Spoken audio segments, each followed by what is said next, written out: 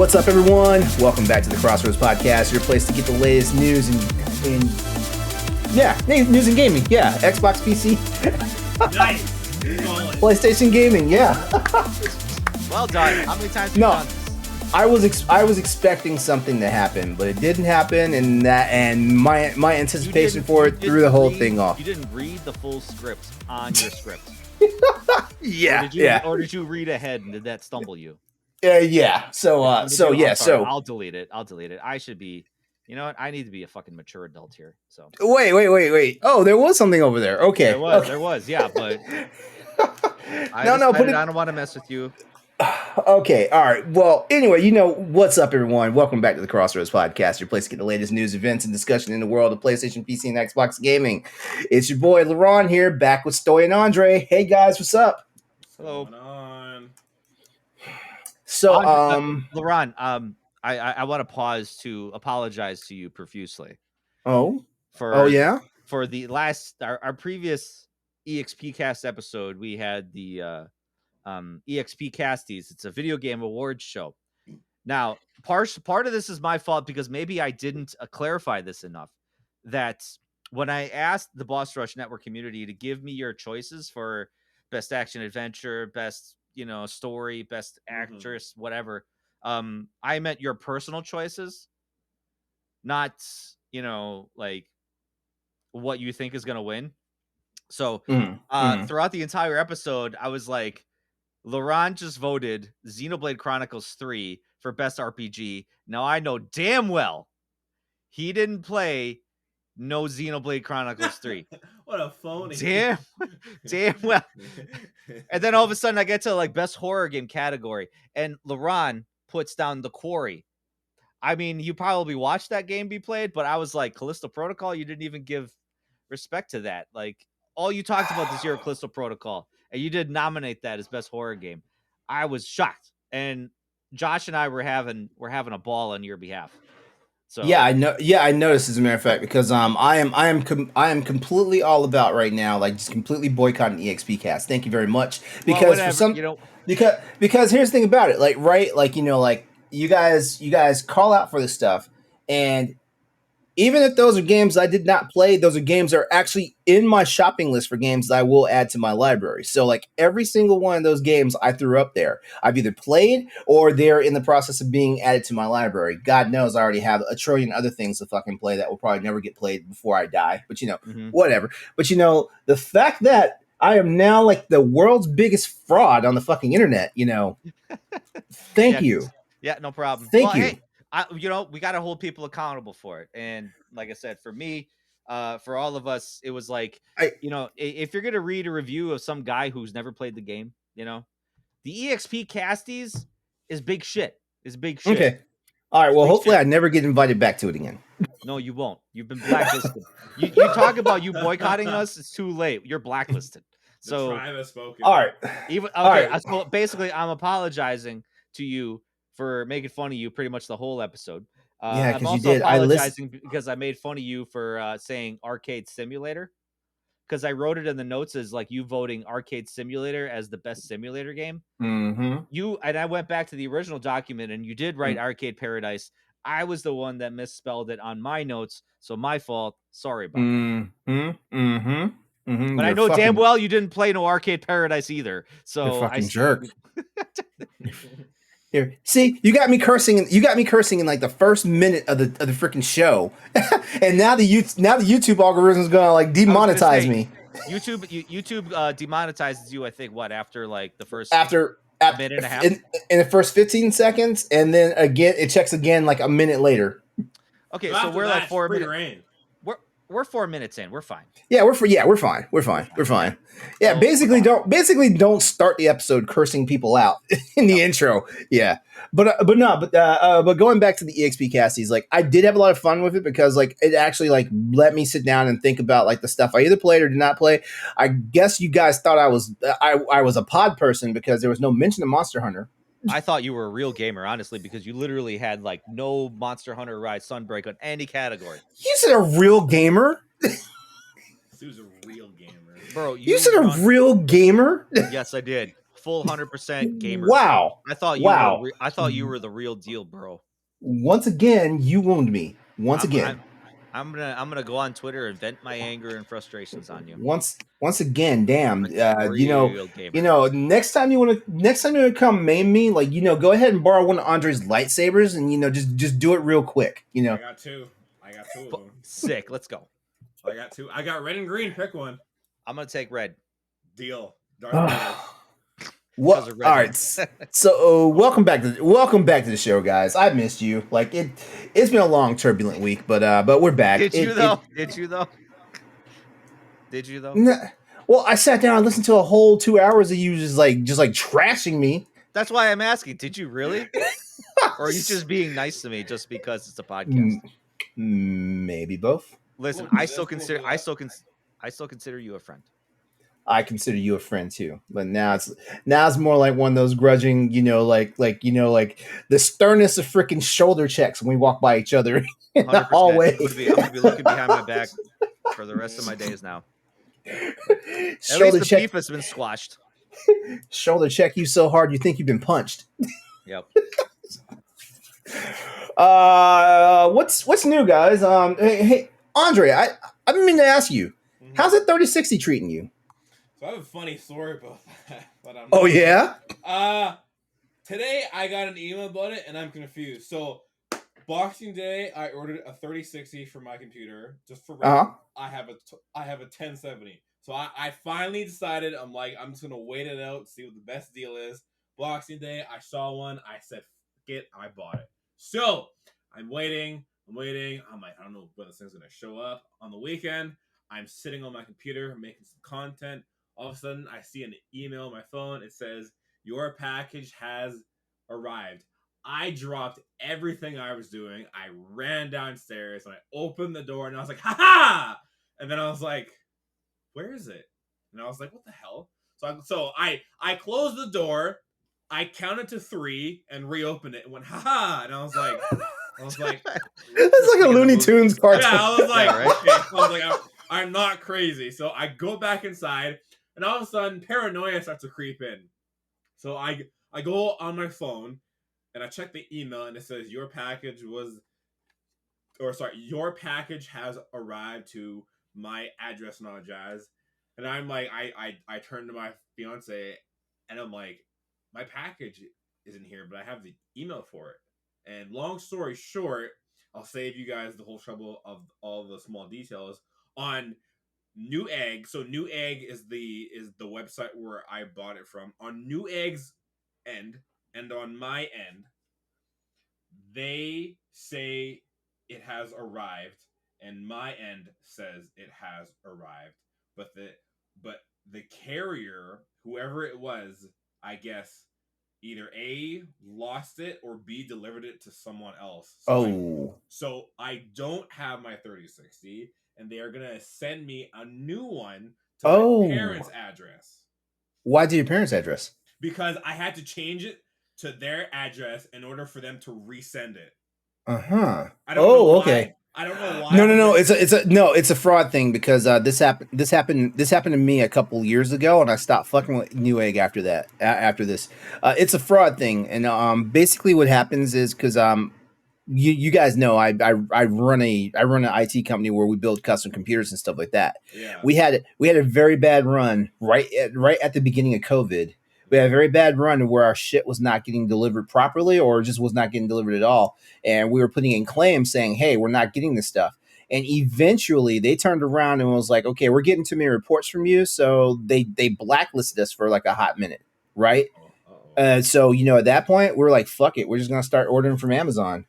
I mean, hey, right. And then today at work, I got an email that said I'm getting a refund for my whole payment, except 300 of that is going towards the installments because when I bought it, I did the whole 4 payment plan installments just because it was cheaper that way.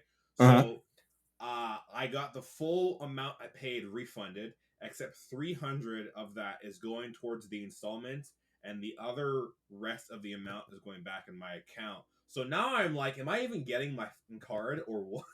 Yeah. Yeah, it's like that was a backwards way of saying that they're giving you a restocking fee for something they probably won't even get back. I don't know, but the thing is, on Monday, the first installment fee got taken out of my bank account, but I didn't have my card, so I'm basically paying for something I don't have yet, and I was gonna email them and be like, f this, f that, but I'm like, but then my fiance said, she's like, well, they are sending you a new one, so technically you're paying for it, and I was like, you know what, whatever, I'm done. Screw it, I'm getting a new one. And then today at work, I got that email, and now I'm like, I don't know what to think. I don't know if I'm gonna get one or if I have to reorder it, and I'm just gonna wait and see what happens. Man, yeah. So and here, sorry, go on. Oh, I was just about to say, and here I was about to berate you for the fact that you're still a generation behind on graphics cards. But you know what? You're already having enough problems, so I'm gonna leave it alone. Yeah, I was just like, Hey, well, I'm about to be in the 30 family with you because it looks like I'm about to get in my possession a 3080. Jesus. And yeah, so I'll still be a generation behind until I get the AMD 7900 XTX. Hey, at least you'll have a better card. My only question I want to know is where the fuck is my original card? The tracking number can tell you anything? I mean, do you think it got stolen? Like someone just swiped it from your front porch? We'll see. Apparently, when I got the email, it said package delivered, and I didn't read the rest of it, and I was like, oh, fucking sweet. So I ran downstairs. I went back to the email. Apparently, my package was delivered and arrived at my doorstep at 1:30 p.m. I didn't get the email until like 8 o'clock. And I was like, what the fuck? I was like, what do you mean? Where's this? So I don't know if maybe A, someone stole it, B, the carrier quote lost it, or B, he legit or she legit lost it. At this point, I just want to know where it is. Yeah, where it is. That's all I want to know from whoever. But it's lost in the ecosystem of the world. Oh yeah, don't you love it when? Yeah. Stoy, you have any better news for us? I'm sorry, man. I'm sorry, Andre. Yeah, boys, it's I got an emulator. Ooh. Like an actual like a portable one? Yeah. Oh, what'd you get? So what I got, I had to look up the and don't at me with your opinions on this emulator thing, but my opinion has kind of slightly changed over the last couple months. Kind of when I started thinking about it. It's called the Kinhank Super Console X2, and it's basically like this big, and it runs off of it's like this big, whatever. It runs off of Linux, is the operating system, and so it's like a kind of like a tiny mini computer, so you could like run like basic programs. It's like a overblown Chromebook, whatever. And it comes with like a little jump drive and a little micro SD card that has RetroPie on it, which RetroPie is like the kind of like mainline like video game emulator like user interface, or the the front end. And they've preloaded it with, I want to say it's 102,000 video games. Oof. Holy shit. Oof. Like it's fucking massive. Like I was like, I don't know. I'm not going to touch like, I would say 90% of this catalog, but I mean, I have it. Whatever. So like a ton of his shovelware, basically. Well, the thing that it covers, and I don't think the description has, I'll have to look to see, but basically it covers a whole gamut of systems. Like we're talking like from arcades to, I think the newest system that it covers is the Sega Dreamcast. Oh shit. Wow. Yeah. So yeah, there's no description on here. I'd have to like. So it goes up to the PS2 generation. Okay. No, it doesn't. It doesn't have. Well, it doesn't have PS2, but it goes to PS2 generation because Dreamcast. Yeah. So you got PlayStation games and you got Sega Dreamcast, and obviously Sega Dreamcast is that PlayStation 2 generation. But there is no PS2 emulator, probably because there's like, I don't know, too many games or something wrong with. I know it's very obviously when you get to the newer generations, like the PS2 era, emulation and creating ROMs gets to be a little bit more difficult. But so basically what this is, this game, this system comes preloaded with everything. You literally have to do nothing. You don't have to install anything. You don't have to like hunt for ROMs. You don't have to like upload anything. Like it's just ready to go right out of the box. You plug it in. It comes with an HDMI cord, and it comes with a dongle, like a controller dongle that can kind of read 2 controllers, and they look exactly like the PS2 controllers with the analog sticks and everything. It's just obviously significantly lighter with like no rumble. But and then it comes with a kind of like a USB one of those USB extenders with like extra, because it only has 2 ports. One port is used for the little jump drive with the micro SD card that has the kind of like video game emulation software on it. And then you have to plug in the dongle into the second USB port and then plug in like whatever you want. Like you can actually use like wired controllers of your own if you want. So, but I just opted to use the PS2 controllers, and they feel great. Actually, I have no complaints. So, I spent a lot of time kind of playing through it, messing around with it. You could change the look of the user interface. Everything's categorized very well. It goes all the way from like, Microsoft, like what was it, Magnavox Odyssey, Amiga, Atari. It's got MAME in it, which is a lot of old school arcade games. Like MAME is basically all you need. Yeah, with the exception, once you start getting into the Capcom boards, the CPS 1, 2, and 3, that's where MAME can't run those. So you need separate Capcom hardware, which like Final Burn, Naomi, all that Burn shit. Alpha, yeah. Atmos Wave is kind of like for, I think, some Sega games. So yeah, they've got all of it. It's all ready to go right out of the box. So nice. Now, granted, there is a problem. Some of the games don't run well. I think the only out of all the games I've tried, the only game I couldn't get to run literally was Ninja Baseball Batman. It's probably one of the honestly, it's one of the low key, one of the best side scrolling action beat 'em ups you'll ever play. Okay, like no doubt, like it's really good. Like 4-player, like you're just robots, and they're all baseball themed. So like you could pick up a robot where you're just beating people up with a baseball bat. It's great. It's fun. But the one problem I had, and I want to look into it, because the PlayStation 1, none of the music works. Oh shit. You mean okay, because I know how like on the discs, like basically the music was all MP3s and you could play in like any CD player. You're saying none of the actual CD audio. It was CD audio. Yeah, CDA, that's right. Yeah. So you're saying none of that audio works? And a lot of the games that I tried, it was either the background music didn't work, or literally the cutscene the cutscene audio like didn't work. I tried like Fighting Force, I tried Resident Evil, I tried all these. Here's one thing. There's only one copy of Silent Hill in there, Silent Hill 1 for the PlayStation, and it's in Brazilian. You gotta play it though, right? You gotta play it. Of course I played it, because it's like you got the worst voice acting ever.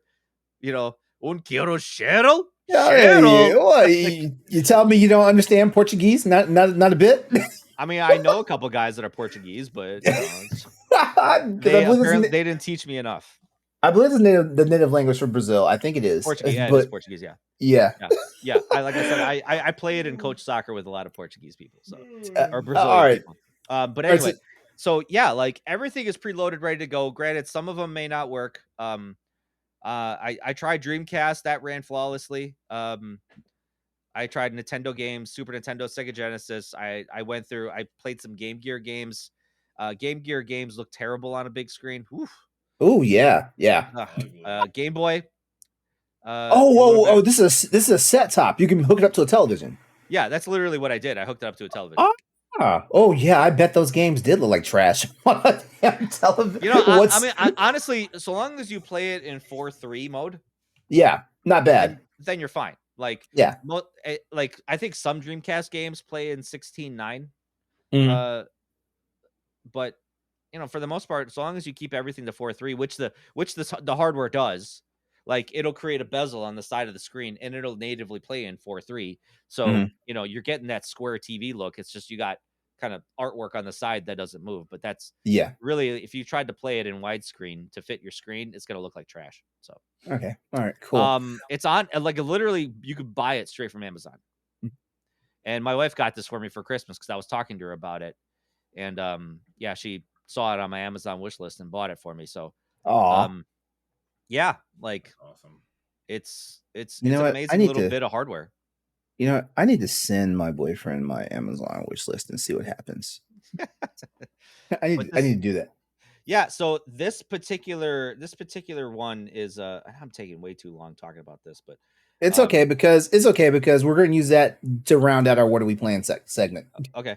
$130. That's how much it is. Oh, that's not bad at all. Yeah, I mean, you get like the system, you get 2 controllers, you get 100,000 games. For like a quadrillion freaking amount of games on there. Shit, you know? Yeah, like honestly, it's like, I mean, it's a retro. I mean, it's hard to find. Like you could build this on your own. You could take a PC, you could download the software. You know, you could download RetroPie. You could try to hunt for ROM packs, or you could do the painstaking process. Yeah. I was trying to figure out RetroPie. Yeah, it's the dumbed down version of RetroArch. Yeah, RetroArch is kind of more for the nerds.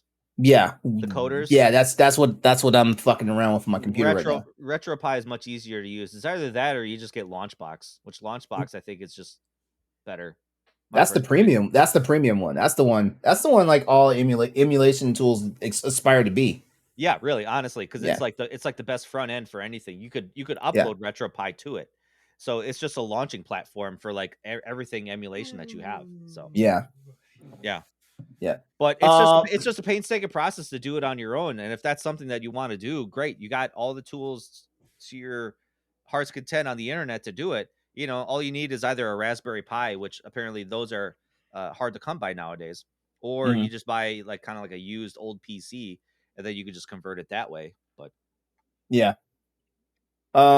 All right, so all that talk aside, real fast, we support emulation here because we're all about game preservation and stuff like that. So even though Stoy doesn't want it, like bring me the smoke. Like if you guys want to have a conversation about it, like hit me up. You know my ats. You know where I be. No, so it's got me kind of thinking about that. I'll probably write an editorial about it just to kind of in support of it because one of the main arguments about emulation is you're playing all these old games for free. You should be paying for them. You should be having them in your library and stuff. But the problem is with retro games now.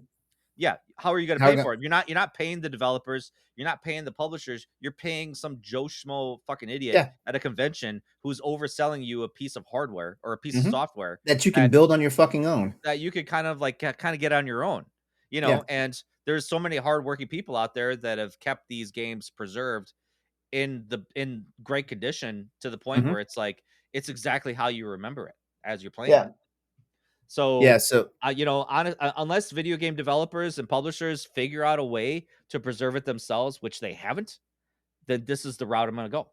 Well, I mean, there's that, but there's also the fact that like when they do bring these games out, the games are already glorified emulators because they have to emulate the hardware to run the software on, but also they're greedy and they want to charge you like an exorbitant amount of money for games. Like in my opinion, like no NES game should be more than $5. Yeah, really. Nintendo was actually one of the pioneers to make emulation software. Yeah, they were. Yeah, they were, and now look at them. Now they're barely doing anything worth a damn with it. Yep. Anyway, yeah. All right, so podcast. That's going to be there's going to be a retro games podcast that was going to be coming with the Boss Rush Network, and that's going to be one of our first topics. Oh, good. I hope to be invited to that one. You're invited to it. Awesome. I promise not to make fun of you. Oh, thank you. It just gives me the warm and fuzzies right here. Warm and fuzzies. Yeah. All right. Well, Stoy already led the charge talking about his emulation device. So we're into our what are we playing segment of the show. So Stoy, if you got anything else to add, go for it. Well, besides that, playing Silent Hill in Portuguese is actually kind of funny because it's like I know what's going on, but it's just like hearing it in a different voice is kind of funny. But yeah, God, I just kind of bounced around and played so many different things on that system. It's hard to kind of really nail down what I played, but I do want to get at it again coming up soon because I just want to spend like a few hours a day and just like laying on the couch, and just like kind of pouring through all this different stuff. But as far as new games, Andre, I started playing Persona 4. Ooh, how is it? I tried to explain it to my wife just last night because she was like, "What is this?" And I was like, this is Persona 4. And she's like, "Why is that guy wearing a robe and just underwear underneath?" And I was like, "Well, see, that character is a metaphor because he's, this type of person or that type of person." She's like, "Oh, okay." Yeah, like excuse me, the more I play that game, just the amount of detail to everything in that game is so cool and so deep that like I almost get lost in it sometimes where I'm like, God, there's so many little details that like if you overlook them, you like have missed something. It's crazy. And I've heard that before from a couple people. Like they've said, like, pay attention to those little things. And like, a lot of times if I hear that, I'm obviously hyper analyzing everything. Especially with that particular character in question and his backstory and his history. Yeah. It's like I'm starting to hyper analyze everything. And I think the writing in that game is actually it's very well done. Even though there's a lot of it, because I swear sometimes these like Japanese role playing games can gotta get very dialogue heavy, which very dialogue heavy. Very. But I mean, it's like kind of like it's telling a story, and sometimes it's hard for me to just like kind of disconnect from that to just be like, hey, all right, I really want to absorb what's going on, but sometimes the talking gets too much, and it's just I want to get into the action. But no, honestly, this is just a standard like role-playing turn-based combat, anime type game with high school kids. This is Persona 4 Golden, right? Persona 4. 5. I'm talking 5. Oh, 5. I thought we were talking about 4. 5. I wrote down 4. Man, I gotta get my shit together. Yeah, man. You're talking about 5. You are about Persona 5.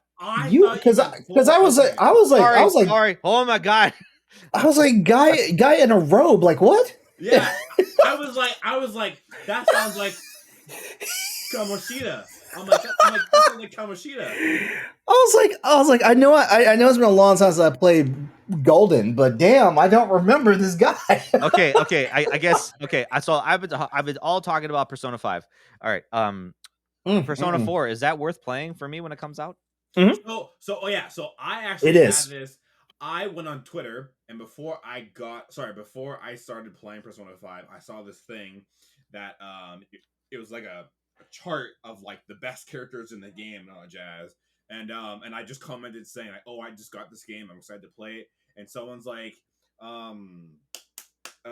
what they say? They're like, oh, if you haven't played 4 yet, 4 and 5 are like neck and neck, except 5 has like the Royale edition, so it's like a little bit better. But 4 and 5 apparently are like the goated personas. So, but yeah. Yes.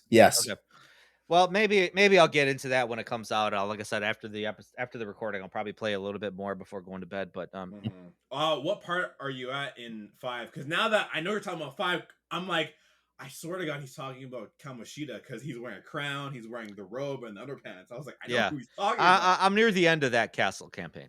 Like I'm not close to fighting him. Do you have all 3 characters now? Yeah. Yep. Okay. Cool. Yep. So nice. Okay. Yeah. Nice. I'm near that point.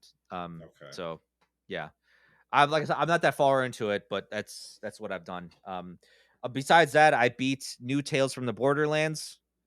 That's a really good narrative-driven game with kind of like a little bit of heart and really lovable characters. Like honestly, like all the characters have like all their different weird quirks, but they're all kind of have like redeeming qualities. And but the ending sucked. Like the ending was just dumb. Oh, I hate when games do that. I hated it because I'm like yes, and it's like literally, it's just like nosedived. I was like, what the fuck did they do to this ending? Oh, lame. Like I was just like, you know the whole like the end happens and then they give you the whole 6 months later bullshit. And it's like, there's nothing like what happened in between there. What happened literally after the events? I had a character die in between the when the screen faded to black. And then all of a sudden, apparently a character just randomly died. Like they went to their gravesite and I was like, wait, how the fuck did this happen? No, like everybody was in the same area. And only this person and these people lived, but this person didn't. How the hell did that? Like there was like no context. I understand that the game, depending on your choices throughout the game, certain people die and certain people, live, but like that was just like kind of like just okay, you got to give me a little bit more and like what I did wrong. Yeah, like what the fuck did I do wrong? So, but like I said, that's not to take anything away from the game. Like great acting, great motion capture, great story, great characters. Like I said, it's just overall great. Obviously, there's going to be multiple endings to this depending on how you play and how you treat your characters and how you treat your friends. So, and then I'm really trying to get into Plague Tale Requiem. But I'm getting stealth fatigue. Anybody ever experienced this? Yeah. Stealth. Yeah, where okay, so it's two scenarios. Either it's where you can't get through a segment of a game unless you take everything out stealthily, or it's the fact that the game's main mechanic is nothing but stealth. Second one, the latter. Yeah. The game's mechanic, I mean, you could go through and like you can kill everybody to your heart's desire if you want, but like it's come to a point where but obviously you're underpowered. So if you're going to just go combat against everybody, you're outnumbered and you're out, you don't have the equipment to really kind of do that. So that's why they're like, well, you have to go stealth. But like after going through one stealth segment after another stealth segment after another stealth segment, it's just like fucking over this. I am done with stuff. I'm fucking over with this. It's like, oh my, like at one point, like I remember I screamed out loud because like you're taking your brother Hugo, and your brother Hugo's like, oh my god, look how large this area is. How are we gonna get through this? And I was like, fuck if I know, because there's enemies everywhere. And I'm in tall grass here, tall grass there, and apparently fuck. Jesus. Stoy's like that Linkin Park song. Still close to the edge, and I'm about to break. Because I turned to Hugo and I was like, everything you say to me takes me one step closer to the edge, and I'm about to break.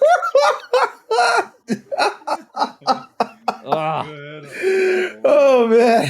The game is fantastic. Graphics look great. I mean, story is great. I'm playing it in French. The French acting is fantastic. I can't stand listening to it in English. No, I'm also starting to get on that train now where I like to play the game in the original dialogue. Because the game takes place in France. So like I'm not playing in French. Sorry. So wait, so is Persona the 5 voice... I'm playing in Japanese. How is it?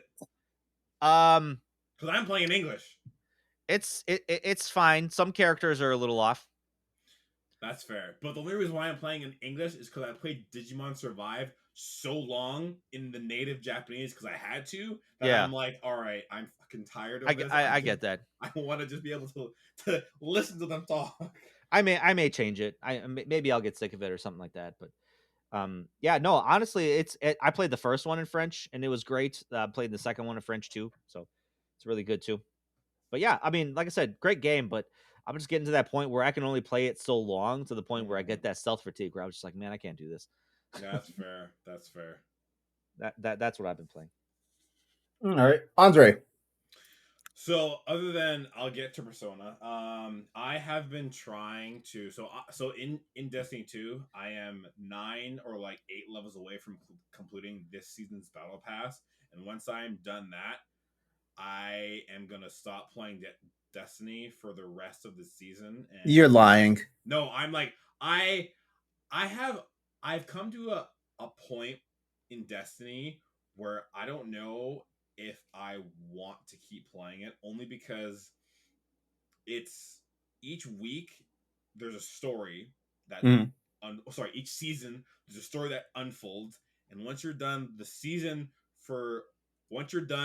story section of the week, because it's broken up into weeks, so like each Tuesday is the reset, so each Tuesday is a new chapter of the story. So each week you do a chapter, and then at the end of the season, like the season ending thing. So other than the story, I am starting to not enjoy the grind. And I know there's people out there that are like, friends, blah blah blah. Like I have my whole clan with Corey and Josh, and that's fine. But I'm just finding that like, and this is this can backpack off to the main topic I want to talk about tonight. But there've been multiple times where I'll start Destiny. I'll be hey, I got a question. Yeah, go on. What season is it right now in Destiny 2? God, 19. Is it still like the pirate? No. What? No, this year is the year of the Witch Queen. No. Well, yeah, but that was the main storyline. Am I right? So this season is 19, but last year was the Witch Queen expansion. And then next month is the Lightfall expansion, which is season 20. Lightfall is coming next month. So I really have to make my decision now. Am I going to start Destiny? Because everybody's telling me Lightfall is where I want to start. Lightfall, I admit, Lightfall is going to be so cool. But like I said, the topic of Destiny can also relate to the main topic, and I won't go too long because I want to save it for that. But there have been times where I'll start Destiny and like 10 minutes in, I'm like, I'm done because it's so boring. It's the same monotonous shit over and over and over. And I know there's people that like the grind. I know they like to play the same game mode and try and get a different gun or a different piece of armor. I'm not like that, and I have noticed that I'm just finding pleasure in the game less and less unless I'm playing with friends. But honestly, I just want to get this season done and then just like shelf the game. And I honestly don't know if I will pick it up next season or not. I'm still like on the fence, only because there's so many games I want to play this year. There's so many, and I found Destiny was a main factor in the reason why I didn't touch anything last year, because I was just hooked, and I'm like, I can't be hooked anymore because I want to enjoy other things. Right. So other than Destiny, I'm thoroughly enjoying Days Gone again. It's been so fun to just kick back and hop on the bike and just ride through. I don't even know where that game is based on. I want to say like Washington State, I think. Yeah, thank you. I was like somewhere in DC or something. But honestly, like I just enjoy more just kicking back on the couch and playing Persona 5. I enjoy that way more because it's just something that I've said this time and time again. Just not being in the room by the computer is just so like, ugh, it's nice. It's a nice break. So Persona and Days Gone and a little bit of Destiny. Other than that, I am gathering the courage until January 27th when we all go back to the Ishimura for a fun old fucking time of horror. So fun jaunt down memory lane. I can't wait. Looking forward to screaming up here. My family being like, "What's happening in the room?" All right, is that everything for you, man? Yeah, that's all. Okay. All right. Well, what are you playing, LeRon? I'm being pretty consistent. I'm still playing the Callisto Protocol, having a lot of fun. I will say this now: I finally started getting the sections where it's like it's really frustrating, but it's only frustrating because like I'm not remembering the tenets of how to do combat sometimes. You know, like I just get in there, I get overwhelmed sometimes by these biophages, and I just start swinging and shooting, and that. And that can be fun, but it can also be a world of pain. So yeah. But here's the thing though. So I started listening to the Callisto Protocol Helix Station podcast on Spotify. And let me tell you, like this was something that came out the month before the game released. And I wish I'd known about this because let me tell you, like it was some serious world building. For real, like it helps get you in the mood to play this game. In all honesty, it gets the interest in there, and it reminds me so much of the campaign they did with the Dead Space games, where you had like the books, you had the virtual novels. You also had like those movies that came out and stuff like that, those animated movies and stuff for Dead Space and stuff like that. So it's really nice seeing like those guys doing what they do best, you know, like making all this expansion content and bringing out lore before the game even hits. You know, I enjoy it, and you know something. In all honesty, listening to the Helix Station podcast actually made me start writing again. Like I grabbed a notebook the other day and just started making various ideas and freaking all sorts of stuff. So because I think I talked about this on a couple of other podcasts, but I haven't talked about this on Crossroads. All right, so the Callisto Protocol Helix Station is 6 parts. And they're roughly about between 20 and 30 minutes long. I don't even think the longest one is 30 minutes. But it's really good. It's really immersive. It's been playing over and over again for me because like I'll listen to it when I'm at my desk just doing work, or I'll listen to it when I'm driving in the car going somewhere and stuff like that. It's kind of become my obsession because like I like the way they put it together. It almost feels like I'm starting to appreciate how like back in the day, like when people used to just sit down and listen to the radio. Remember when War of the Worlds happened on the radio and people thought an alien invasion was happening? I don't remember that. You're a kid. You weren't even born then. I'm talking about born. Yeah, I was gonna say. Yeah. Do you remember hearing about that though? I heard about the story, but you made it sound like, hey, do you guys remember when that played on the radio? No. That was like in the 1920s. Yeah, even I'm not that damn old. Even though I'm not that damn old. I was gonna say, shit. How old do you think we are? No. But yeah, so yeah, it's got that same. You can't do that anymore. That's the kind of sad part. You can't do that. Yeah, exactly. Yeah, because people have the attention spans of a freaking gnat, these days. Stuff like that. There's like, I mean, people were kind of stupid back then, and it was a brand new medium. So. Oh, true. That is also true. But yeah, just hearing Gwendolyn Christie and Michael Ironside and Sam Witwer and what's the guy's name? Oh God. Was it Leland Orser playing some of these characters and stuff like that. I was like, man, like they I'm not sure how much they got paid, but shit, the fact that you got General Phasma, to play one of your main characters. That's who it is. I'm like Gwendolyn Christie. I'm like, I know that name. Game of Thrones, come on, Brianna Tarth, yeah. Yeah, man, yeah. But it was good. It was fun. Definitely check it out. It's on Spotify and a few other podcast locations, but definitely check that out. And the Callisto Protocol, like I said, I'm chugging along. I'm having fun because if I wasn't having fun, I probably would have put the game down by now and stuff like that. One thing I will say though is I completely had to retool my way of thinking with this game. So now I'm just throwing all my upgrades into the stun baton. That is all I'm doing now. Like I'm just beating the living hell out of things now, because there's a point where I realize I'm like, oh my God, like I have not been doing the best conserving ammo. And I'm usually one of those people that are like kings of conserving ammo because I played all these freaking survival horror games, in my gaming history. So, I know when to save bullets, but, the game kind of lulls you into a false sense of security because like with a stun baton, like you beat on them for a couple of times, then you get like a quick trigger, like reticle comes up, and it's supposed to be a one hitter. Well, technically it is a one hitter in the beginning. Yeah, now when you get later into it, when the enemies. But now when you're like in chapter 8, like now it's a two hitter, or at worst, you upgrade some of your weapons to get the second fire mode. And then like for example, like your pistol, like the alternate fire mode like will shoot 5 bullets at once and they become incendiaries. So like okay, so do I need to get this bad guy off me fast enough that I need to waste 5 bullets on him in one shot, or do I just need to just like take my time, beat on him, dodge a couple of times, and then go back to beating him? And you know what? Honestly, beating on him, dodging a few times, and then going back to bludgeoning him again, best way to do it.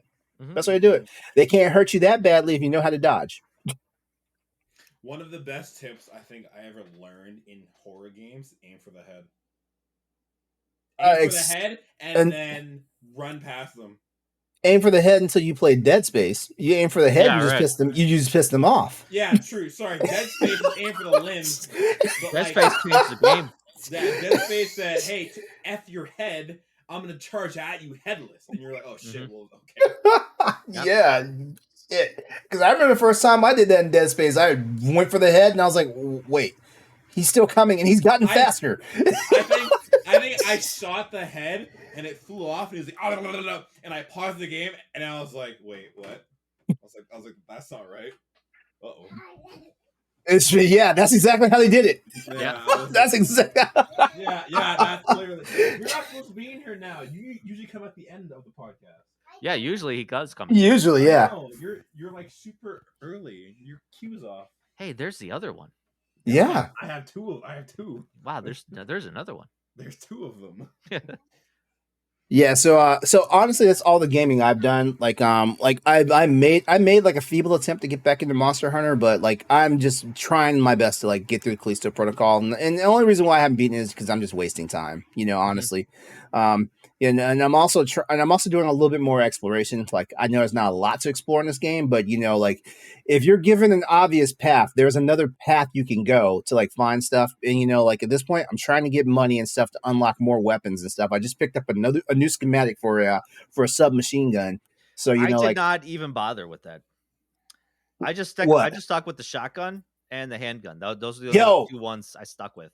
So far, like the handgun, the skunk gun, and that riot gun that Danny gives you in the middle of the game. Those are my favorites right now. Even though I swear, like that damn riot gun, it takes so long to reload that. It really does. It really does. You just yeah. That's why I kind of stuck with the main shotgun.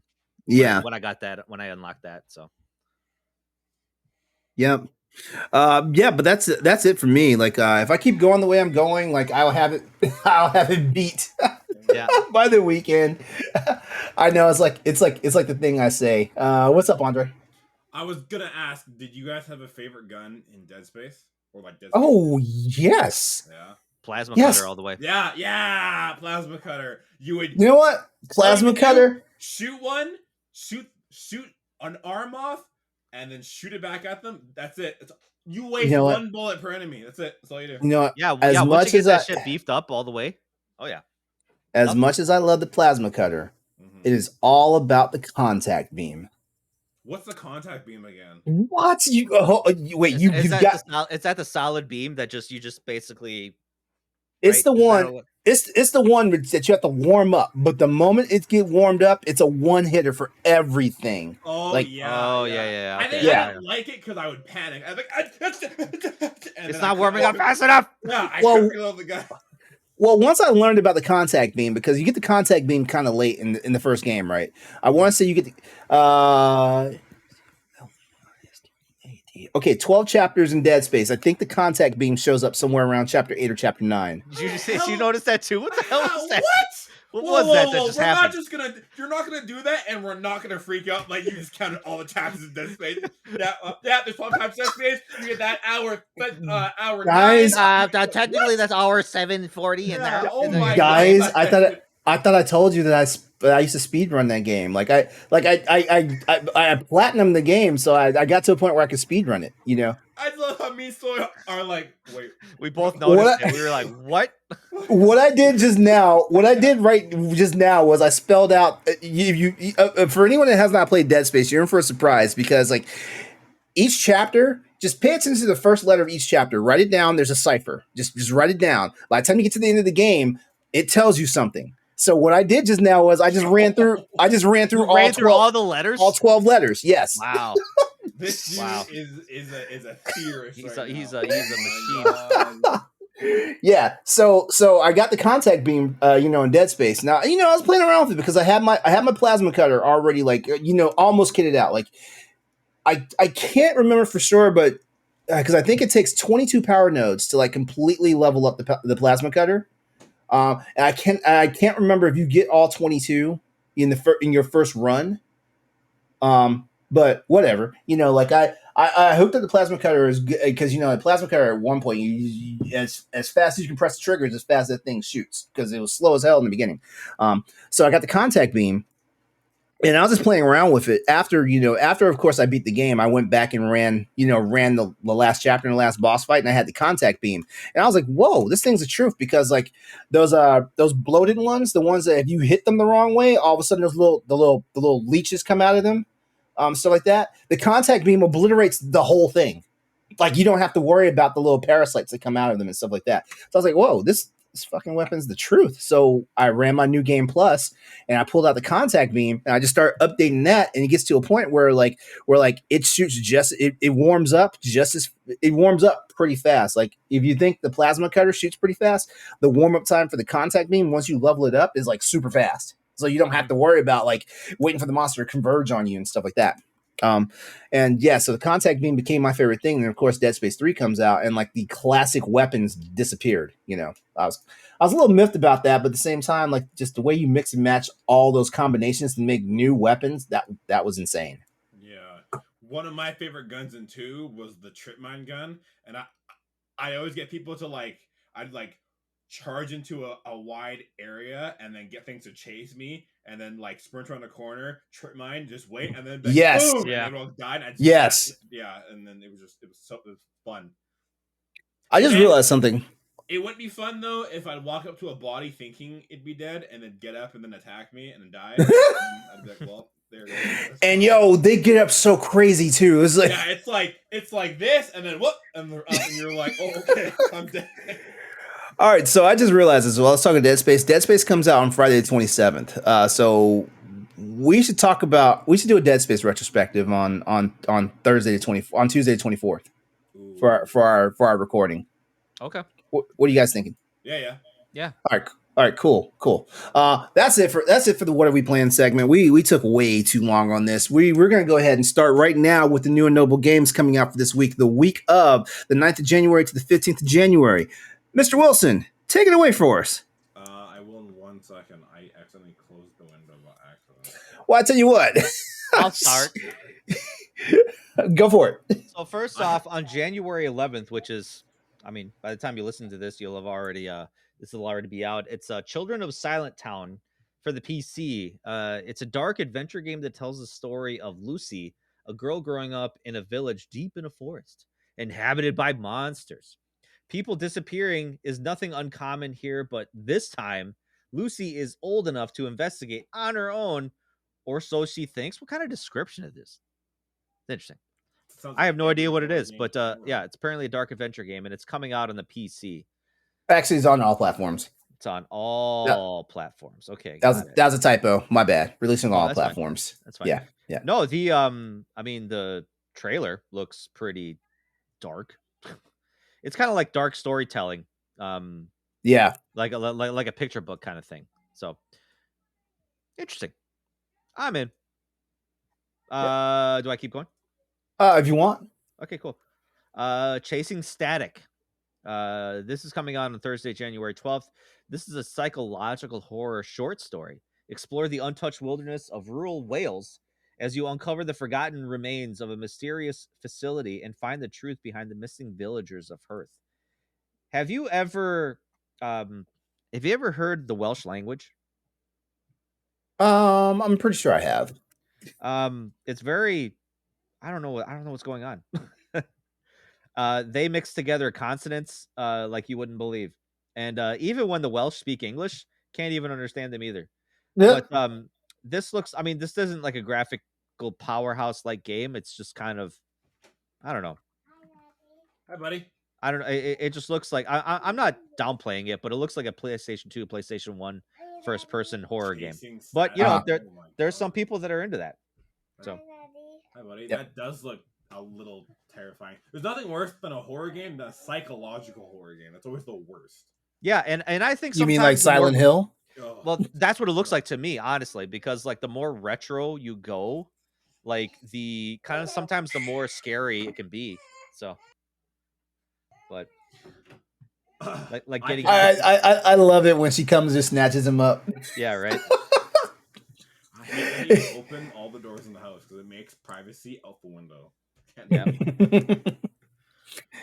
Okay, let's see what else. On January 12th, we have the Breakers Collection, which the Breakers Collection features both the original Breakers and Breakers Revenge games, which are also fighting games from way back in 1996 for Neo Geo and arcade systems. The Breakers Collection is a simple action and fighting game with many playable characters, many of which are well known by fans around the world. I was a big fighting game person in 1996, and I don't remember this game, but whatever. In this version, the player will have more features and modes, such as an online versus mode and a rollback netcode. I'm sure your buddy, I'm sure your boy Josh knows all about that. He's I'm pretty sure. Yeah. He would be. Yep. Art gallery and the highly requested training mode, which, you know what? It's crazy how like fighting games come out now, they don't have a training mode anymore. What the hell's up with that? Well, back in the day, the only way to train was to really just play against a computer. Nowadays, like, I think it's almost like required over the last like 15 years, I would say 10, 15 years. Yeah, the Burgers Collection is releasing on all platforms on this Thursday. Also, PlayStation 5 and Xbox Series X are also getting their own dedicated version of Dragon Ball Z Kakarot, which, of course, in Kakarot, you're reliving the story of Goku and the other Z fighters from the Dragon Ball Z universe. I have Kakarot, and I have not beaten it, but I do not know if it actually goes all the way through to the Majin Buu saga, but I believe it does. I believe it does. Yeah, so beyond the epic battles, experience life in the DBZ world as you fight, fish, eat, and train with Goku, Gohan, Vegeta, and others. Explore the new areas and adventures as you advance through the story and form powerful bonds with other heroes from the DBZ universe. So I don't know if you are Goku. You are. You are? Okay. You are. Yeah, you are Goku for all the Goku-centric parts of it. Oh, okay. Okay, cool. Yeah. Yep. Number 4, this is also Thursday, January 12th, Rogue AI Simulator. Basically, what's going to happen to the world.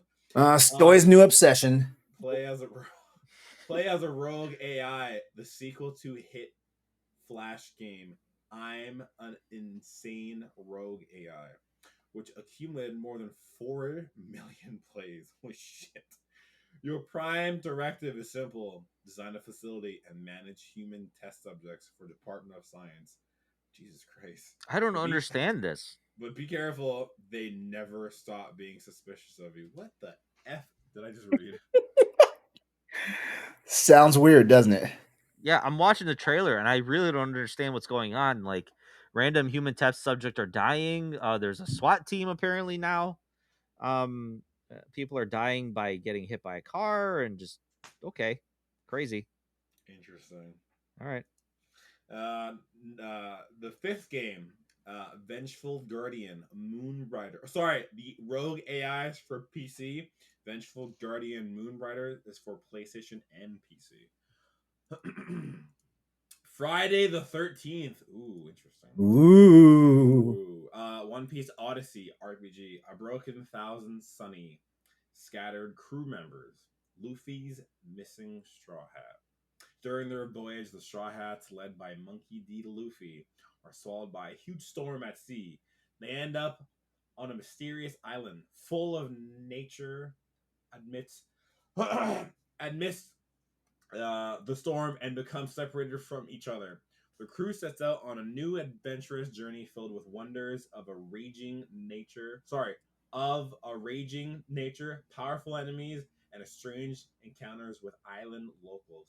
Work together with Luffy and his crew to set sail once again. PlayStation, PC, Xbox, and family. And the second game on Friday the 13th is Nescape. It's a puzzle game for the Xbox family. The third game for Friday the 13th is SimRail, the railway simulator. SimRail. I'll say that 3 times fast. I can try. SimRail is a new advanced railway simulator. Master high-speed, long-distance EMU. Heavy freight hauls and suburban trains. Travel 500 kilometers of geodetic database rail routes. I think I said that right. Become train dispatcher and control the traffic according to the schedule, or cooperate with other players on multiplayer mode. Fuck, that was hard to. That's available on PC. Good lord. It's okay. Now, the one thing that I will say, like, I may actually give SimRail a chance because one of the things I used to do in SimCity, as well as City Skylines, is I used to build like I used to try to build the most intricate like train stations and railways around my city and stuff. So I might actually give this game a try because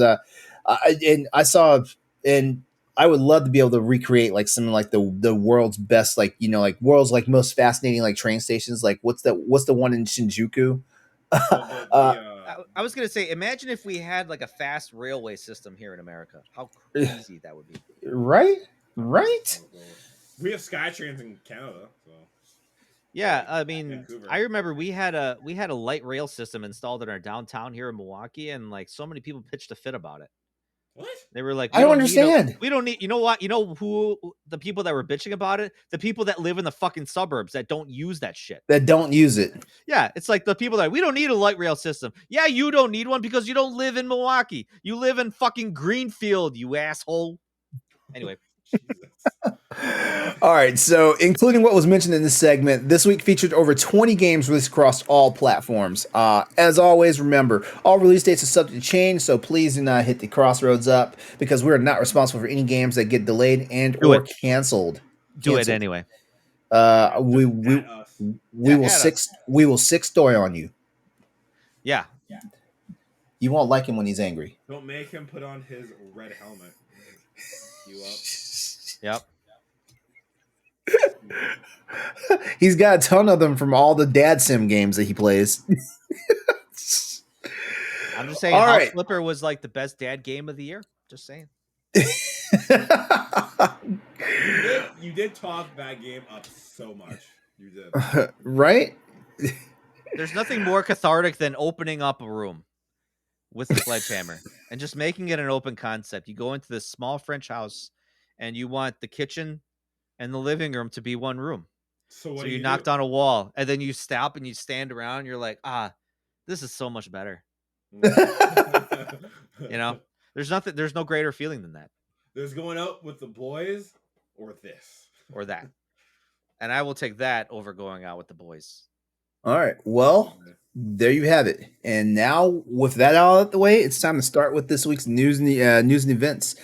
So first up, we have there's an Xbox event set for January. As a matter of fact, it's set for the 25th. Windows Central has reported that an Xbox event is expected to take place on January 25th, hosted by Xbox and Bethesda. I'm hoping for some good things this time because the last one Xbox and Bethesda put out felt like a giant like hand job, but whatever. This show is supposedly called a Developer Direct. Cheeky name, featuring deep dives from the likes of Redfall, Forza Motorsport, Minecraft Legends, and more. It is said to be an intimate look at certain games rather than a huge E3 style showcase. I guess that's what they mean by Developer Direct. I guess we're gonna have more developers talking at us about like what their game's about and stuff like that. This has me worried because the last time they did this, it was an indie direct, and what they did was they would show you a trailer of a game, and then they would proceed to talk to the developers for 20 minutes. And then show you another trailer of a game. And then that's talk right. to the developers for 20 minutes again. Like, it was such a drag. Like, play all the trailers and then maybe talk to the developers afterwards and let me like kind of piece together that over a few days instead of making me sit through this for 3 hours. Like, I don't really care about this shit. I just want to see what you guys are showcasing. I just hope they do it differently. Me too. And speaking of Starfield, because that wasn't mentioned yet, the game might actually be skipping this show for a bigger marketing beat later on. Now, here's my take, and it's kind of a paraphrase from some comments I saw elsewhere. If an Xbox Direct right now is necessary, it's like 100% necessary. There's so much stuff that Microsoft is behind the 8 ball on that it's crazy. I mean, like barely any first party titles got released last year from Microsoft for the Xbox brand, and I'm not talking about the stuff that they just scooped up, from Bethesda and that they're trying to scoop up from freaking, Activision. I'm not talking about this stuff. I'm talking about stuff that is tried and true Xbox IPs. I'm shaking my head at this guy Andre over here, right? Getting his dinner delivered to him. Right? Yeah. Yeah. I mean, come on. My fiance's famous poutine. Is it literally she got you poutine? Yeah, she delivered poutine. Oh yeah, she got the fries, the gravy, cheese curd, and she made it all. Ha! That is so Canadian. All right. It's very Canadian. I'm sorry. I was just like, wait. Okay. Anyway, it's all good. Watch the video of this podcast if you're listening to this in audio form. Yeah, as a matter of fact, that might get clipped. Yeah. Yeah. So I mean, okay. So number one, like it is good. Also, it's good. We're seeing Starfield and Redfall. We're seeing more of those games, stuff like that. But we need to see some stuff that was missing in action. Like where's Hellblade at? Yeah. That's just one that comes to my mind. There's a few others, that I can't think of, but we can't have much more of this, Microsoft. And like I said, I don't just mean your freaking games that you're basically like acquired from other companies. We're talking about tried and true Xbox IPs or stuff that have been considered Xbox IPs, for the last 5 years, stuff like that. We need to see something because I don't know. Yeah, I'm with you on that 100% that this absolutely needs to happen, and they need to say this stuff is coming out this year. Mm-hmm. Yeah. They need to. I mean, they've been. I want to say these developers have been cooking on these games for years, and Xbox needs to have a good 2023. Otherwise, I think people are just going to be jumping ship. Yeah, and I'm not one of those people that says there's a console war, but I mean, it's a console war. I mean, it is, and so far, Sony's winning it with the exclusives, and Microsoft is trying to kind of collect rations and collect their supplies to kind of stock up for this big thing or this big boom that they want to make. And it's like, throw Game Pass at us, Game Pass. It's like, great. I like that we get like free access to games and like third party games, like High on Life, even though that's an exclusive Xbox title, that's still a third party studio.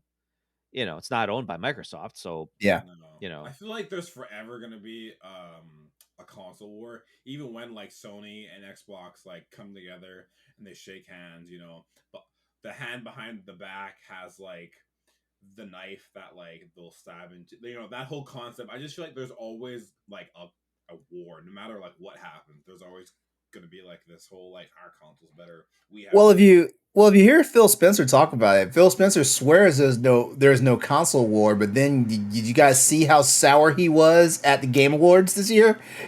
Yeah, I mean, bullshit. Microsoft's only exclusive was As Dusk Falls. That was its only exclusive they brought, and that was a small little indie niche title. Yeah, if that's what you brought to 2022. That's not good. I am a big Xbox fan. I am Team Xbox, but I am critiquing the hell out of them to say you're not making me proud to be an Xbox fan because I don't have anything to showcase. I don't have anything to show for it. So, there is a console war because, maybe don't call it like war, maybe call it like a competition. I could see that because competition helps the business along. I mean, why do you think Microsoft bought all those studios? To increase their competitiveness, not just because they were nice and they just decided to buy people because they had extra money. They did it to compete. True. And they need to start competing. Oh, sorry. No, that's it. That was the last thing. This whole thing is basically like if we're the new kid in school, like the consumers, the fans are the new kid at school, and Xbox is over here being like, oh hey, look at me with like the short shorts and the skirt, and then Sony's like, yeah, well look at my long blonde hair, blah blah. There's so much like we have this, well we have this, we have it. It's like I enjoy both of you. Like there needs to be no like indirect shade throwing. I feel like is so much, and I just don't get why. Andre, I have a better analogy for you than that. Than that. Like if we want to look at Sony and Microsoft, Microsoft is just trying to groom us into thinking the grass is going to be greener whenever we get the goods. They're and like they I don't even know where it began. I feel like once the PS4 came out and like Sony kind of started eating Microsoft's lunch back then, because we all know Microsoft ran rampant over Sony during the Xbox 360 PS3 era. There was no denying that Xbox 360 was the freaking console to have. But then the PS4 came out, and like Sony had this radical reconstruction on their hardware and stuff, and all of a sudden it just seemed like Sony was where everybody wanted to get in bed at, and stuff like that. And for some strange reason, it seems like Microsoft, who was able to like hold on for like 8+ years, all of a sudden, it was like they just lost their steam. Yeah, I don't know. Yeah, I think it's just like a hot. Yeah, so a lot of this that we've been hearing for the past decade now has been it's back, it's better than ever, but where is it at? Yeah, that's just me being like just my observation, because like everybody knows I'm more of a Sony guy. If anything, I'm basically a PC guy at this point now. Yeah. So the master race. Exactly. Like exactly. I don't know bow down.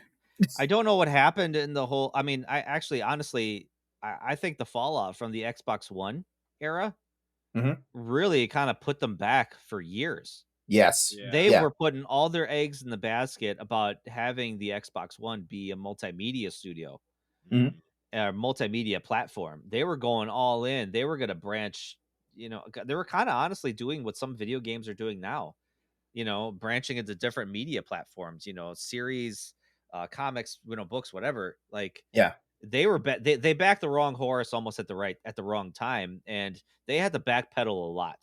They had to backpedal a lot, and I mean, I can't say that with all certainty that that's really the cause of why Microsoft is struggling right now, but I can only imagine it's like one little drop in the pond caused this huge ripple effect that we're still feeling for Microsoft to this day. And Phil Spencer is trying to just kind of get things back on the right track. So yeah, for real. All right. Well, you know what? I'll ask one question and we'll move on. What do you think we may see at this month's event besides Starfield and Redfall? Well, Starfield probably won't be there because it'll probably have its own dedicated show. So outside of Redfall, what do you think we might see? I want to see a surprise. A surprise? I would love to see a surprise too. Something we had no idea was coming. I would love to see that. Yeah, because that's really going to gain faith in your audience. Also, I kind of feel like, like what the hell were they thinking not bringing anything to the Game Awards? Maybe they were planning for this all along. I mean, honestly, Nintendo didn't bring anything. Nintendo never brings anything is the problem though. Nintendo so like okay, so was that the plan? Let Sony just blow their wad? Was that the plan? Well, I think it was mostly just third-party titles, honestly. I think third-party studios, third-party developers brought all the trailers, and that was it. Yeah. All right, we're going to go ahead and move on to our next topic, which is all about Game Pass. You guys probably want to know what's next for Game Pass. So Stoy, the reins are yours. Well, I think I talked about this last time, but there was a few different changes. Besides, like I said, I talked about Persona 3 Portable, which was a PSP exclusive title, and Persona 4 Golden. That's coming out on the service as well. And then Monster Hunter Rise is coming out as well, as well as the Ink Culinati, which I think that was the weird ink. That was the one with the ink rabbits. Yeah, after you talked about that, I had to look at that trailer. I was like, "Oh my god, what is this?" yeah. So, but what we know now is what's leaving Game Pass. Danganronpa Trigger Happy Havoc, that's leaving as of the 15th. Nobody Saves the World is leaving. Paparazzi is leaving. That one I'm gonna have to buy because I played that one. That's sitting on my library. It's literally a game where you take pictures of dogs and then you post it to Instagram. Oh, yeah. Oh, look at you, softy. Yeah. Well, puppies. Dude, you could take a picture of a puppy like going on a half pipe, like skateboarding off a half pipe. Lit. How cool is that shit? I don't know, but We Happy Few, that's leaving as well, and Windjammers 2 for all you old school nerds. I'm actually shocked Nobody Saved the World is leaving so soon. Like, I feel like it just got here. Well, didn't it just come out this year? Yeah. Yeah. This past year, yeah. That is kind of shocking. Well, I think that goes to show, like, kind of like Microsoft comes in and says, hey, we want to put your game on Game Pass. We'll give you X amount of money. And then maybe the developers can kind of step in and say, well, we only want it on the service for 6 months. or we want it on the service for a year, or we want it lifetime. I mean, who knows? I think, what was it? Grand Theft Auto 5 was on Game Pass for like 3 months. Yeah. Wow. And then it just like came and went like that. So yeah, but then again, Rockstar doesn't always leave their stuff on like these platforms though. Like they don't like, because Rockstar knows they can make the damn money. Yep. Otherwise, if you don't know, now you know. Game Pass Ultimate subscribers can currently claim 3-month trials of Apple TV Plus and Apple Music. So that's cool if you're kind of on the fence about Apple TV, or if you want to, real quick watch what's that guy? Ted Lasso. Ted Lasso. Ted Lasso. Yeah, if you want to watch Ted Lasso for a little bit, Mythic Quest is a really good series. It's a series based on Rob McEllery. He's Mac from Always Sunny in Philadelphia. I don't know if you heard of this show, where he runs his own video game development studio. Oh, I didn't know that. Oh yeah, it's actually pretty funny. I mean, the main thing I know about Rob McElhenney is the fact that like he was out of shape, and then he was the fucking man. Yeah, he played like an overweight guy in Always Sunny in Philadelphia. Then all of a sudden, a year later, just turned himself completely fucking ripped. Like it was like super buff. I was like, who's this dude? Yeah, that's how Hollywood is. Because we were talking about, my wife and I were talking about, because she's upstairs watching the Golden Globes right now, and what's his name? Brendan Fraser is being nominated for his role in The Whale, and no, I was talking about this with my mom actually today. I was talking about how like she was like, "Oh man, he looked really good in George of the Jungle." I remember, and I was like, "Yeah, I just read he had to get like he went in like a complete like dietary overhaul, like literally 0 carbs just to get his body to look like that." Yeah, I think he rented out like a 5-6% body fat.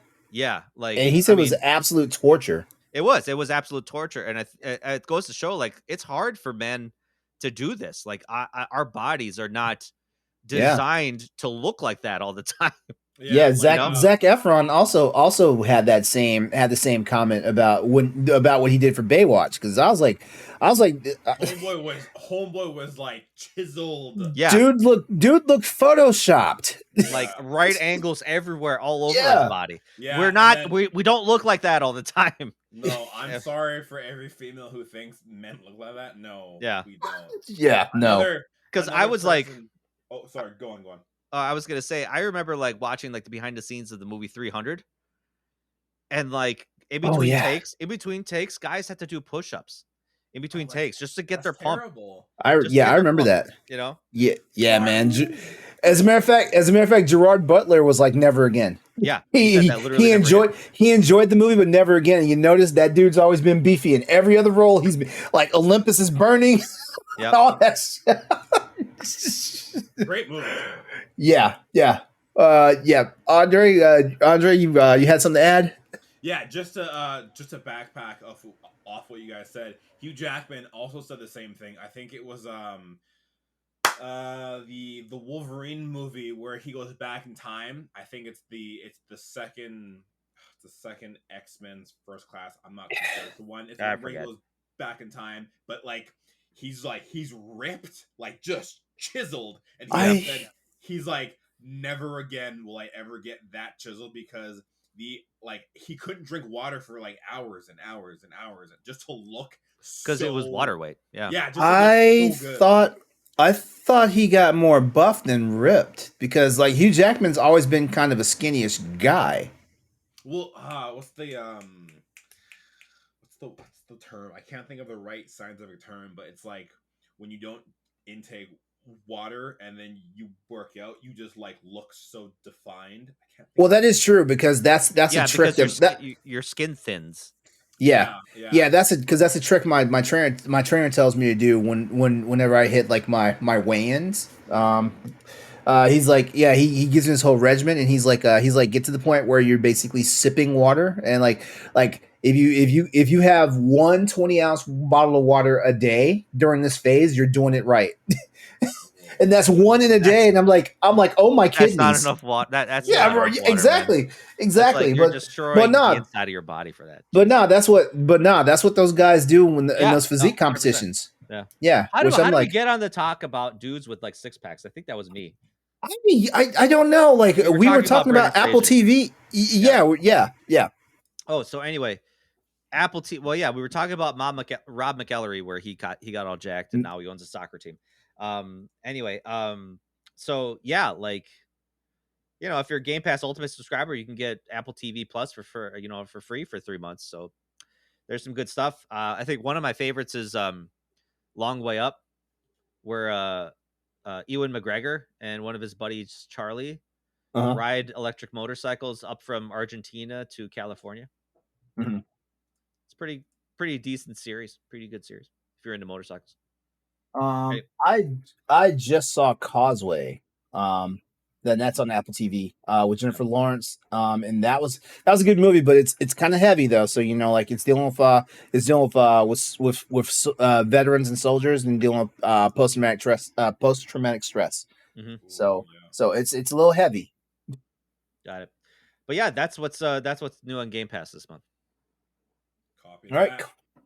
All right, cool. All right, we're gonna go ahead and move on to our next bit of news. You guys remember that old Call of Duty commercial? Did you guys ever see that? Where it was like which one?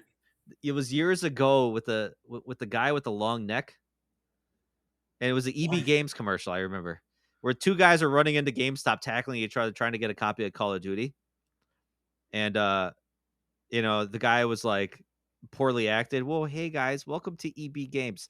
I'm just gonna have to send you the clip. Because I'm drawing the blank on that one. Yeah. Okay. All right. That was just me then. All right. All right. So we've got another bit of news for you guys, and Andre, this one's all yours if you want it. Ladies and gentlemen, PC players of all races and sizes, if you pre-order, I just found this out. Like, I was today years old when I found this out. If you pre-order Dead Space Remake via Steam, you receive Dead Space 2 for free. I didn't fucking know that until literally I scrolled down and I was like, holy shit, you get the game for free. EA's remake of LeRon. Visceral. Thank you. Visceral Dead Space from 2008 will hit PC and next-gen consoles at the end of the month, January 27, 2025. I'm just kidding, 2023. Customers who pre-order the game via Steam and retroactively, including those who have already done so, will get Dead Space 2 at no additional charge upon release. Released in 2011, Dead Space 2 is currently priced at $19.99 USD on Valve's PC marketplace. Dead Space 2 influenced a lot of the quality of life updates that are set to be featured in this year's Dead Space remake. Emphasis on the a lot, because I feel like Dead Space as a whole really took over-the-shoulder games to another level. Mm-hmm. This year's Dead Space remake, including protagonist Isaac Clarke, having a voice and updated Zero-G, because if you remember, in the first one, Homeboy couldn't talk. Another thing that was important to me was the changes we made to Zero-G. Campus O'Reilly? Campos Oriola. That's one of the lead developers of the game. I'm just gonna call him Campos. Okay, Campos. Said in a VGC interview published in October, it's not that it wasn't good in the original, but in terms of authenticity, we preferred the kind of Zero-G that existed in Dead Space 2 and 3. It fits more with the fantasy of being in Zero-G and floating and flying around. Sidebar. Okay. I loved when they reinvented the Zero-G in Dead Space 2 because like it was literal spacewalking, whereas in the first game it was more like space jumping. And the dumb part is like you could literally jump off of the Ishimura and kill yourself. Yeah. Shit. I'm just going, okay. Yeah, exactly. Float in space now. What was also interesting to us was that since we were recreating the Ishimura, the held ship in space, Changing Zero G allowed players to explore some spaces that already existed in a different way to the original. Campo refused to be drawn on whether Motive could also remake Dead Space 2. I think they will if this game does really well, which I think it will. I think they will. Yeah, I agreed. Mark, will you be playing Dead Space Remake when it releases this month? Which game in the Dead Space franchise was your favorite, and why is it 2? Well, I mean, he's not wrong. I was about to say, if you're speaking for me, Dead Space 2 was my. Why is it 2? Yeah, like, well, I don't know. Like, I don't know when this happened with me, and I think we'll probably talk about this a little bit later when we get to our big topic. I don't know when this changed in me, but I started noticing that like games that talk about like trauma situations that people have lived through, like things that hit pretty close to home, or even things that like they kind of ring true about and like you the player and stuff like that. Like, I'm all for it, and not saying anything wrong with the original Dead Space. The original Dead Space set to do what it wanted to do. It set to scare the hell out of you, and it set to give you an adventure. But Dead Space 2 came back and is like, hey, we're gonna deal with some of the we're gonna have you deal with some of the trauma we put you through in the first game, and that was genius. I think Dead Space 2 was definitely more psychological horror than the first one. The first one was kind of more, I mean, it was jump scares, it was mystery, you didn't know what was going on. 2, you very well know what's going on. Yeah. Now you're dealing with the aftermath, the after effects of everything that Isaac went through in the first one. Yeah. So adding that to the overall game just made it that much more terrifying. I'll never forget the part in 2 where you walk up the stairs and it's like the monorail system on each side, and like on a bench is Nicole and she's talking to you. Yeah. I'll never forget walking the stairs and like hearing her and being like, what the fuck? And turning around and seeing her and be like, what the what? Yeah. Why are you here? I will never forget that. I was like, why are you here? And then like the train coming by on fire and her screaming, and then the screen flashes and she's gone. I was like, I'm done for the day.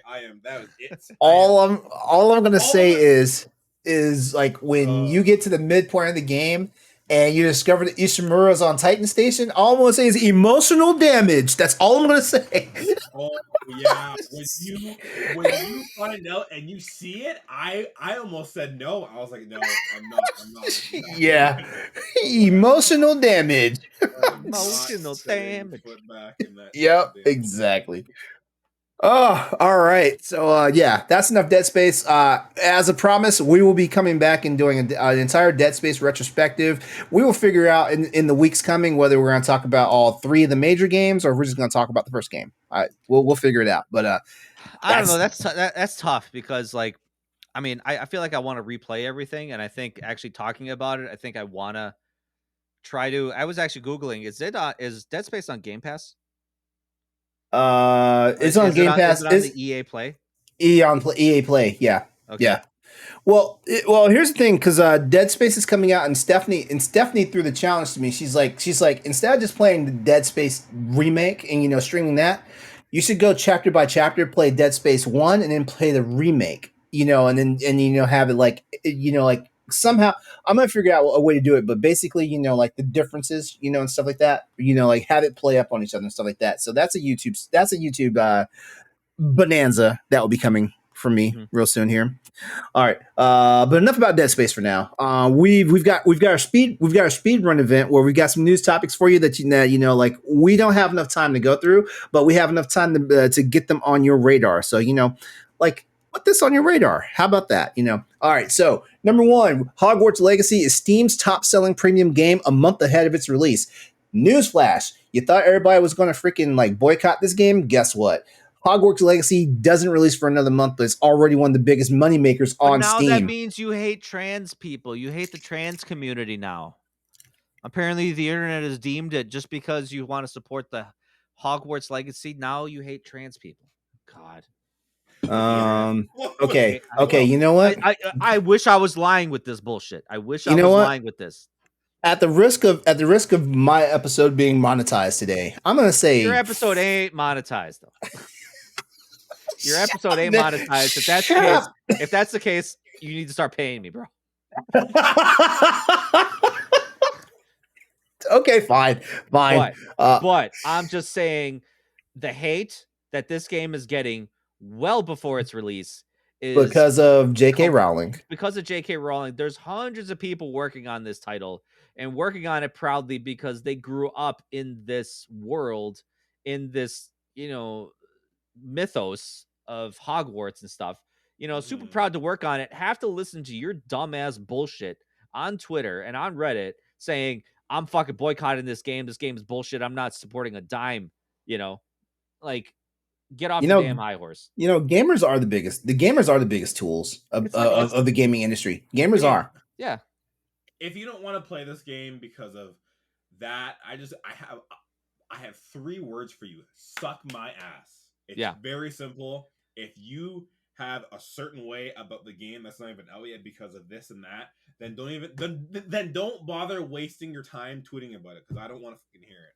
Honestly, tweeting about that shit is just a waste of time to begin with. Like, you're sounding off in an echo chamber. Someone's going to listen, and then, you're just going to get more hate. You're going to get more people going against you than you are going to find allies, me personally. Well, what's angering about this whole thing, though, right, is that, speedrun of the news. I'm sorry. Well, the cool thing about this is we can cherry pick which ones we want to talk about in length and then just blurt out the rest. But, the last thing, okay, so real fast, Warner's game is currently at number 5 on Steam's global top sellers list. That's impressive, which is based on revenue rather than unit sales. As we go into the run-up to next month's release, Hogwarts Legacy is looking to be on course for a super big launch. So there you have it. Not surprising at all. No, it's not.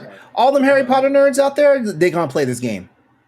They gonna play this game. Yeah, and granted, I may not like some of the things that J.K. Rowling says. Sometimes she speaks out of ignorance or speaks a little bit out of her ass, but you can't deny that she crafted one of the greatest, I don't know, stories and it's his own kingdom. It's his own kingdom, like Disney. Yeah, really. Honestly, there's Marvel, there's Star Wars, and there's Harry Potter. It's like the big 3 of fantasies. Yeah, really. No Lord of the Rings. I'm shocked at you, Andre. Sorry. Well, it's not doing so good. Oh, that's true.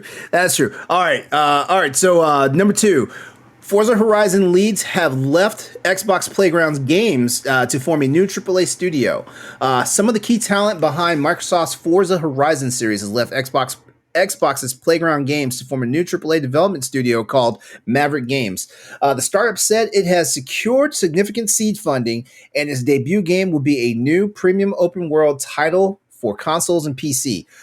That being said, Tuesday's announcement did not confirm if it's going to be a racing game, so we don't know. It could be something new, or it could be something that we've kind of seen before from the company. But we'll keep our eyes out. Games is making Fable right now. Ooh, that is true. So that is true. Yeah, but that is true. That's true. I know. But I mean, like I said, we're gonna fight. We're gonna fight. We are fighting. You guys always fight. I know, it's like our thing. I don't know. It's like an old married couple. No, I mean, I hate that I seem to drag these out, but video game developers leave all the time. It just seems weird that it's like. I hope people don't associate it with oh, that means Fable is on. It's gonna fail. Yeah, it's gonna fail. Yeah. I mean, people leave all the time, to start new ventures. Imagine you were working on some big project, but you always had this idea to go do something else, and finally it fell into your lap to tell you, hey, you can do this right now. What are you gonna do? I'm gonna do one shot. Do not let your chance to blow. Yeah, because opportunity only comes once in a lifetime, my guy. All these hip hop sound bites tonight. I love it. Yeah. Yeah. Mom spaghetti. Mom spaghetti over there on this side of the fence. Simple. All right, number 3. Steam has reached 10 million concurrent in-game players for the first time. The first time in Steam's history, more than 10 million players were playing in-game at the same time. The milestone was achieved over the weekend, specifically first on Saturday, January the 7th, with concurrent game players hitting a peak of 10,082,055 players. And then it was eclipsed the next day, hitting a peak of 10,284,568 players. I swear I did not make that number up. You did it, guys. You could definitely thank the Steam Deck for that. I was playing Callisto Protocol. I was one of those 10 million. I was number 4. I did it. I was there. I mean, I played last week too, I guess. So I guess I was. I don't know. I don't think I played on that Saturday, but. All right, number 4, the Borderlands movie reshoots have been taken over by the director from Deadpool. Reshoots for the long in development Borderlands live action film have been taken over by Deadpool director Tim Miller. This follows the first test screenings of the films, which took place last year. Deadline reports that the original director Eli Roth has amicably handed over the reins of the project for the final 2 weeks of shooting as he departs for a new project. So wait, I guess Eli Roth is the director? Because I was signed on board for this movie when I heard he was the director for it to begin with. Just for a simple fact is I like a lot of his work. It's funny, Eli Roth, a storied freaking horror director, is doing Borderlands. I don't know what to make of this, so I want to see Didn't it. He do Doctor Strange in the Multiverse of Madness? Didn't he just do that? He did that one too. Yeah. Great film. Yeah, it truly was. Yeah. And lastly, our fifth bit for the speed run. Meta is ending support for the Quest headset. Meta, the company formerly known as Facebook, has announced plans to end support for its original Quest headset. While owners can still use a virtual reality headset and available apps, available being in quotes, the company will no longer be shipping new features for the device. Meta will continue maintaining the system's software, which has been live since launching in May 2019. You'll get support for any critical bug fixes and security patches up until 2024. And that's our bit for the speed run. Thanks for hanging out with us on that. We will definitely have more for you in the coming weeks. Catch on the flip side. All right. Well, guys, here we are. We're back for the big topic. You know what?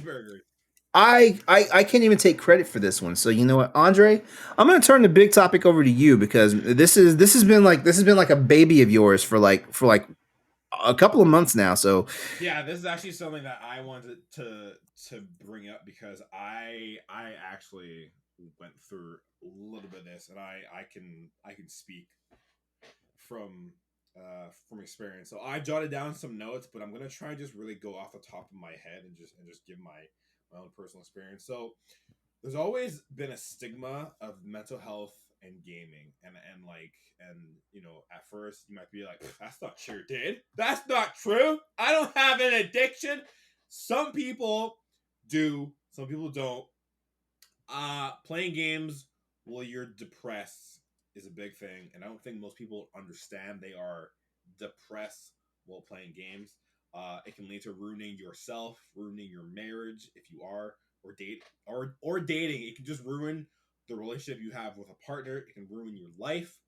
You just become so used to a routine that you don't really understand that you are going through it, and you may have someone close to you being like, hey man, is everything good? And you just keep saying yeah, and sometimes you may even know you are, but just don't really have a way out of that, or don't know how to fix it. So not being able to break the cycle can be things like being depressed already, and gaming equals a worse state than what you were when you started. And yeah, gaming is fun. This is why me, Stoy, and LeRon do it.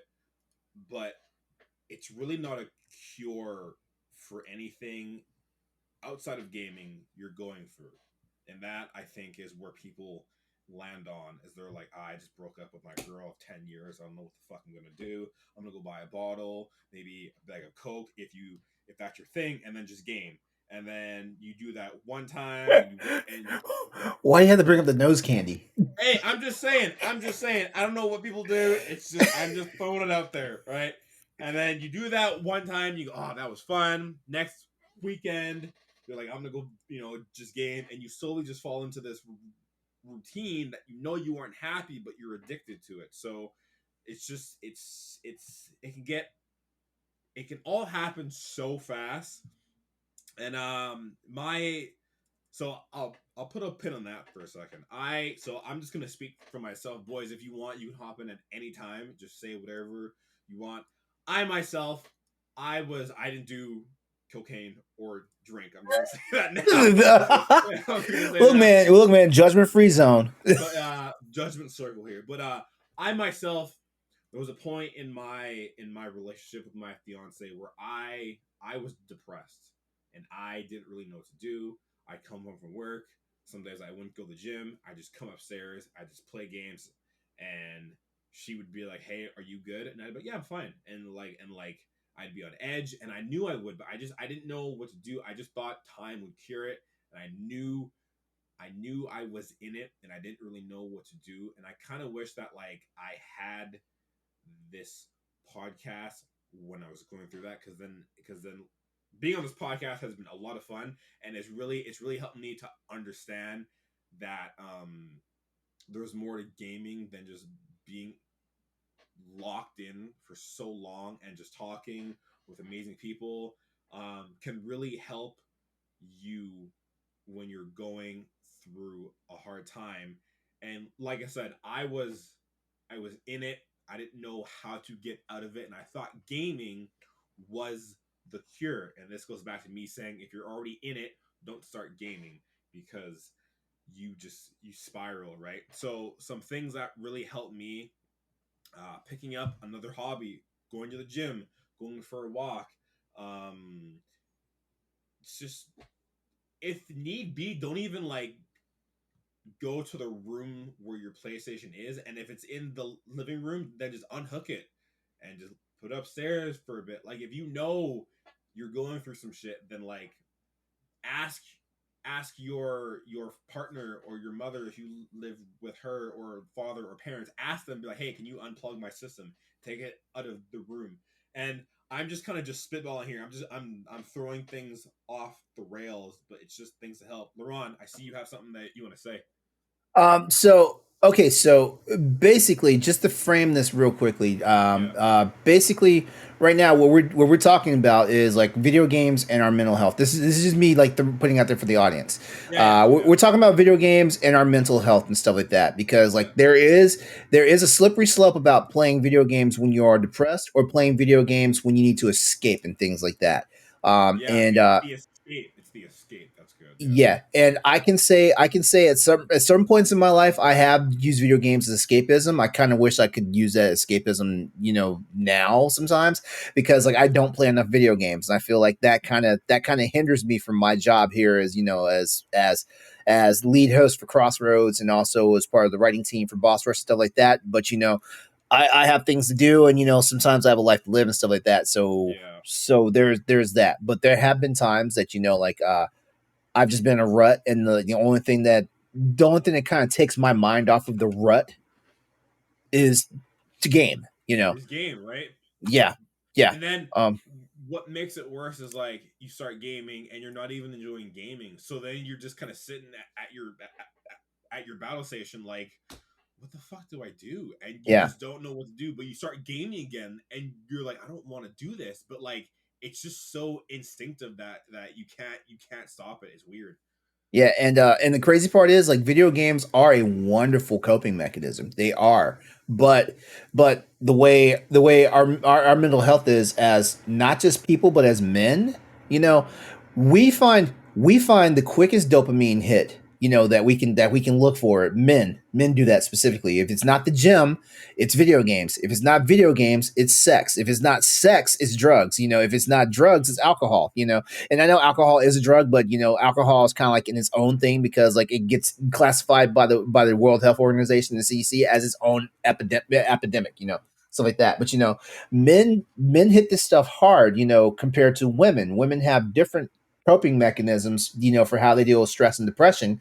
Yes, I know some women they have that their friends and family that help. That's the difference. Thank you. Men suffer in silence while women suffer in groups.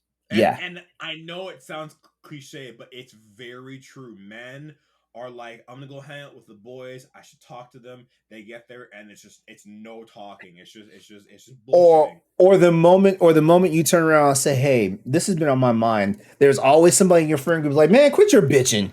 Always, right? Always. So yeah. So taking a step back and realizing something is wrong is the first thing to being like, okay, I know I have an issue. How can I go and get better? Essentially. And one thing that I can say doesn't really help is getting the high from gaming and getting trophies, platinum trophies, achievements in games. That high is unreal. Unreal. I myself have platinum trophies, but I had friends that were like, and they just inject a syringe of copium to get platinums, and I'm just like, what do you get from that? And again, there may be people who are like, this guy's a fucking idiot. That's fine. I am just speaking on myself in general. Like, I'm curious, what do people just get from trying to platinum something and going through that over and over and over and over It's a rush. It's a rush for sure. again? Like Sure. I learned to pick and choose like what games I'm gonna get platinums and 100% on and stuff like that. And like back when I was carrying, like, like it was Dead Space, Uncharted. Of course, by proxy, The Last of Us became one of those that, like I had to get platinums. Yeah. And then every now and then, like the Resident Evil, like the new Resident Evil remakes, like like I set the platinum them, but I haven't, but I had to pick and choose because number one, like it's like when video games become your career, you wind up doing it 24/7, and you wind up cutting out a lot of stuff. And like technically, like always trophy hunting or trying to get every achievement and stuff like that, it can feel more like a job to me than than like a fun mechanism. Yeah, and that was a point that I had is unless you stream, then playing 2 hours plus a day on gaming isn't exactly the best for you. And I'm not trying to offend anyone. I'm just saying, and that's including screen time. Like, I have my iPhone to tell me my screen time at the end of each week, and sometimes I've had it where it's 8 hours a day, and I'm like, fuck, that is a terrible. day, a day. I used to have it a day. I used to have it a day, and I knew I needed to change something. Now it's about five or four, and I'm still not happy. My goal is 3. If I can be on my phone screen time for 3 hours a day, I'd be happy because I like consuming content. I like looking at what my friends are doing. I just don't want to come home and sit on the stairs or upstairs and just scroll and scroll and scroll. And I really feel like ever since COVID, a lot of that has changed and people are more addicted to their phones.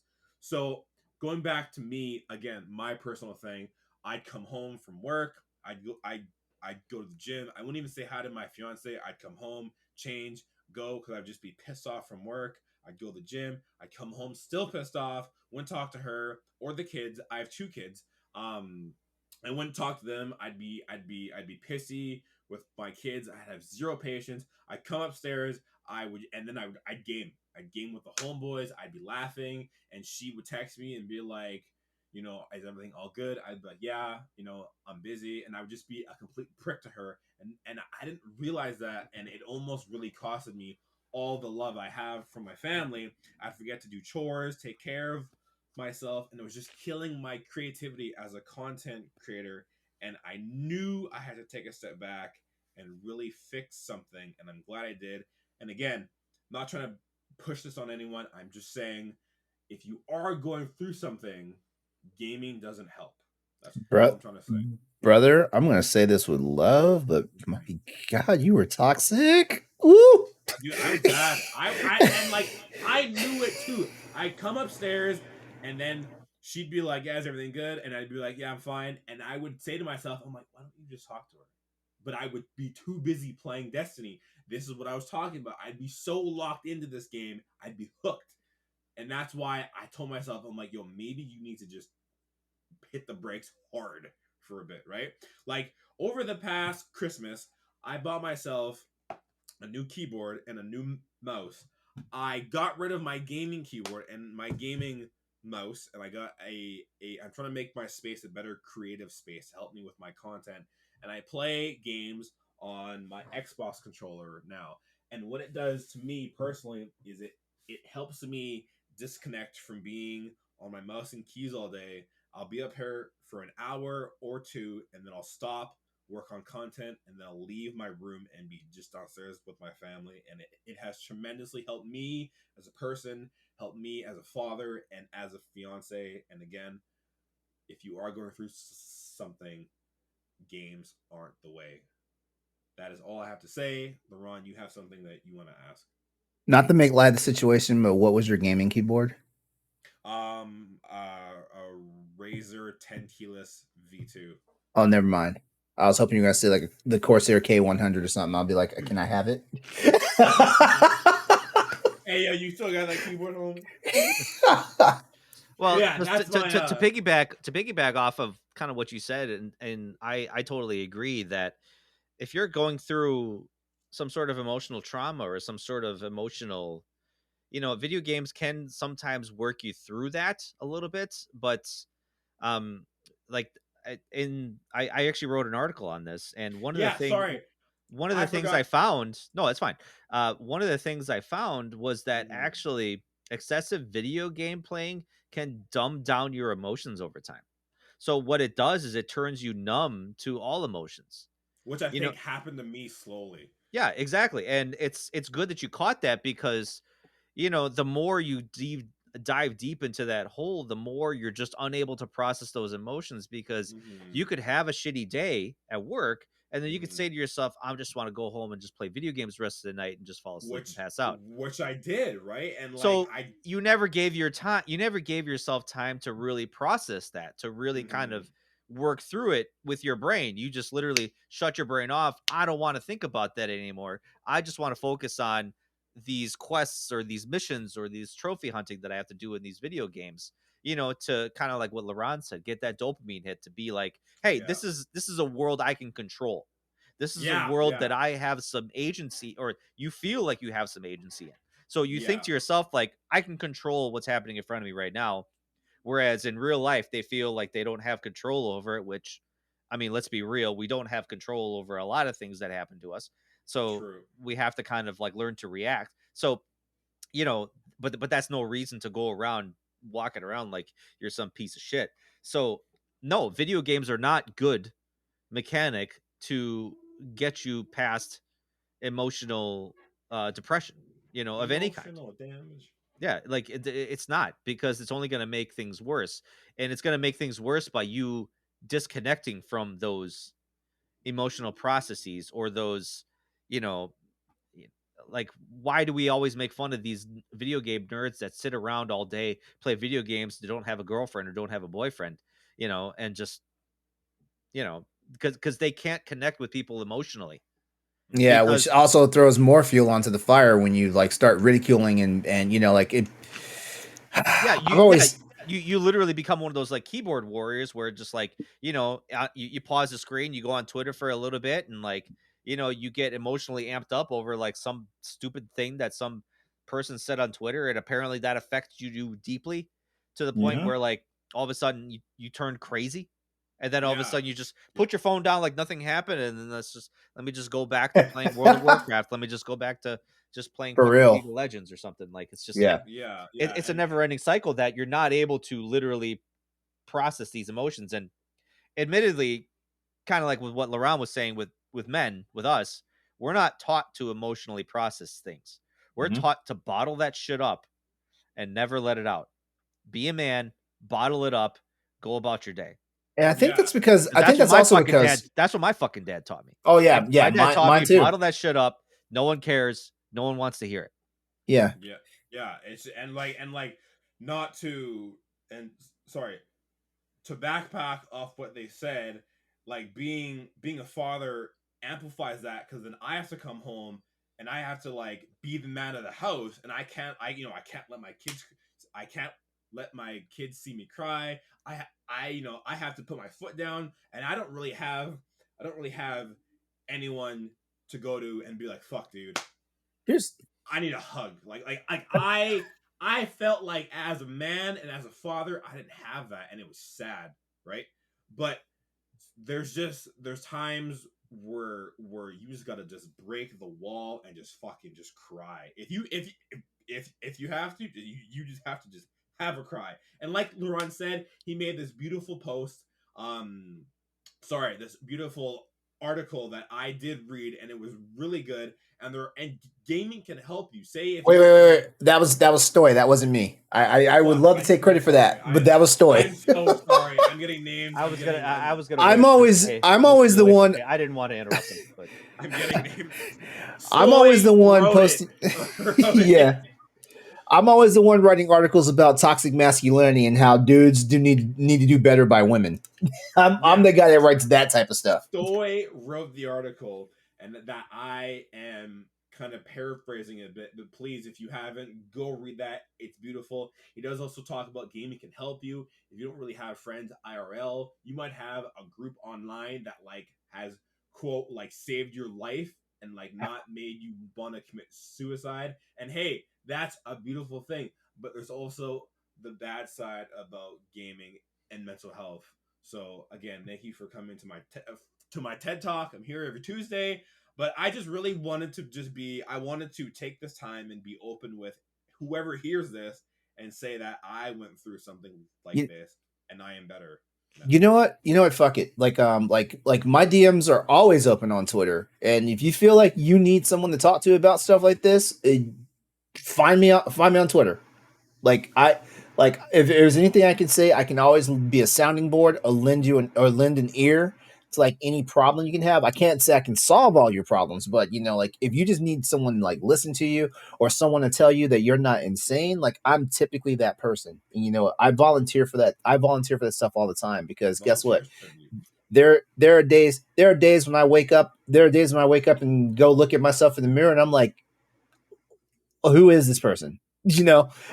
Like sometimes I don't recognize myself because of the state of mind that I'm in sometimes, stuff like that. Like I think you guys remember you guys like hit me up like, am I okay? Because I put this tweet out saying like, like everything that's happening to me, I'm surprised I haven't like ran outside and screamed yet. Like that was, if it wasn't you, I think if it wasn't you guys, I know for sure Corey and Stephanie had to check up on me. I was having a fucking day. Yeah. So I actually have a question for you. Did anything happen to you in order for you to write that article, or did you just kind of want to? Because I had a personal experience with that too. Okay. Because I was using video games as a coping mechanisms, and I thought to myself, this can't be healthy, because it's not doing anything. Okay. It's not helping. It's not helping. Video games don't help you process emotions. They don't help you process real world things. They don't teach you anything. They just literally take your brain and put it somewhere else. So yeah.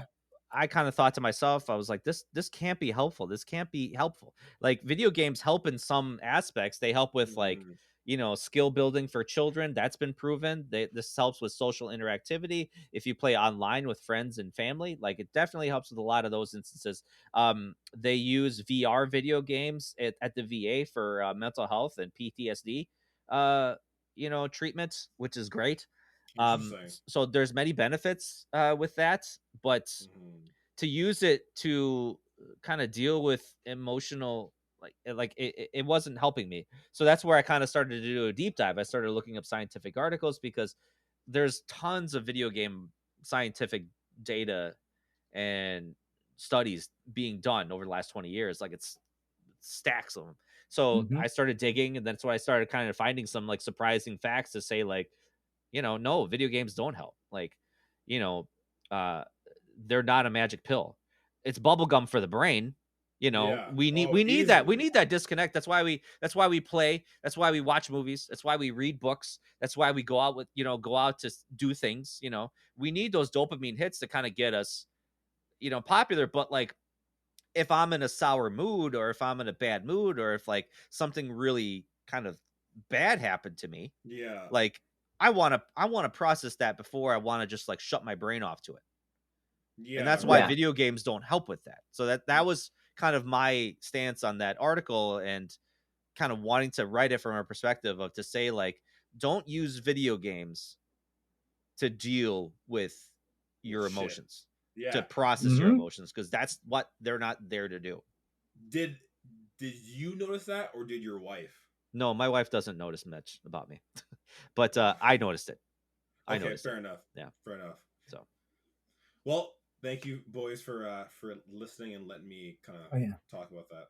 Thanks for reading my article. Like I said, I know those pieces are very heavy. Like, not a lot of people. It's not clickbaity. It's not like people don't want to read that stuff.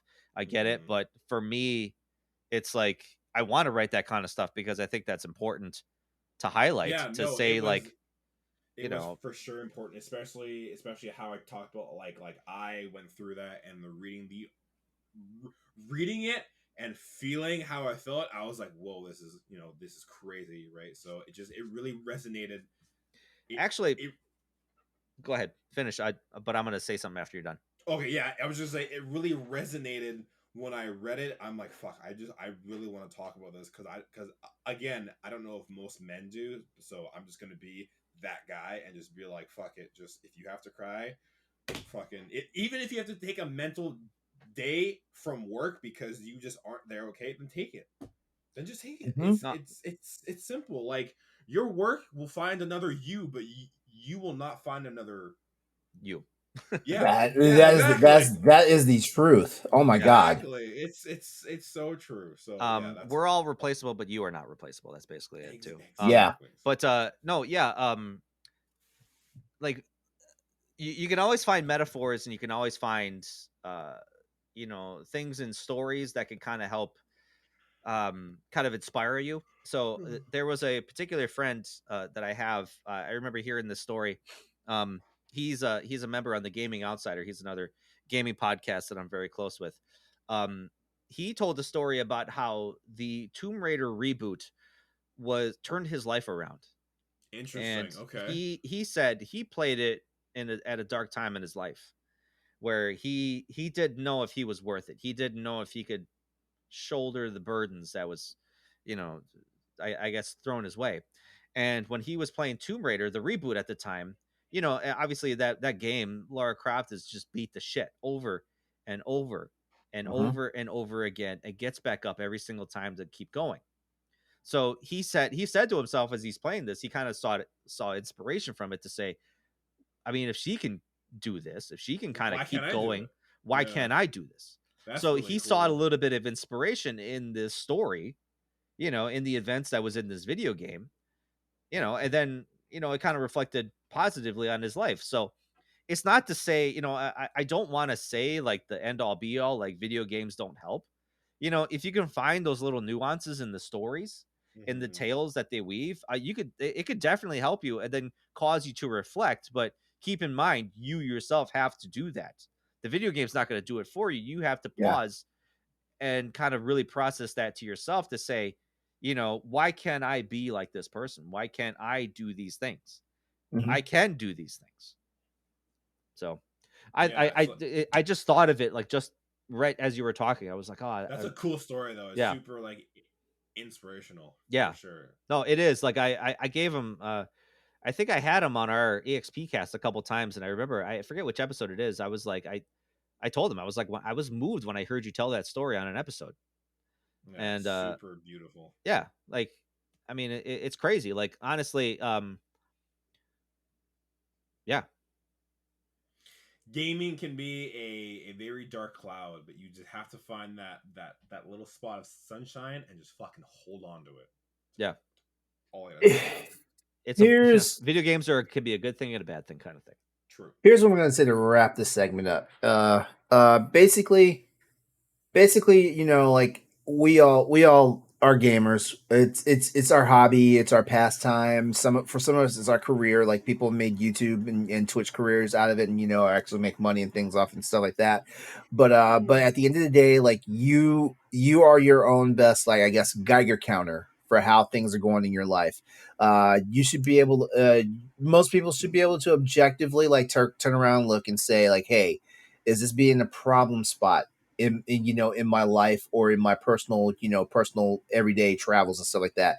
Just like how like, like, this is going to be a really crass analogy, but people with porn addictions, like, their consumption of porn like ruins their whole outlook for dealing with people and dealing with their jobs and stuff like that. And I hate to say it, but sometimes you gotta look at your video game obsession, in the same way. Like I play games all the time. I would love to play more games and stuff like that. I think I can honestly say I'm not obsessed or I'm not addicted, but at the same time, I could already be presenting behavior and stuff like that. So and this is also where like you have to like sit down with yourself and like sometimes just go ahead and seek out a professional and stuff like that. A professional will tell you better than anybody whether or not you actually have an addiction, whether you are depressed, and whether you are offsetting it by doing harmful things to yourself in the process. Yeah, for sure. I would rather go see a professional than my homies any day. I'll just do the old fashioned bottle it up. Perfect. All right. Well,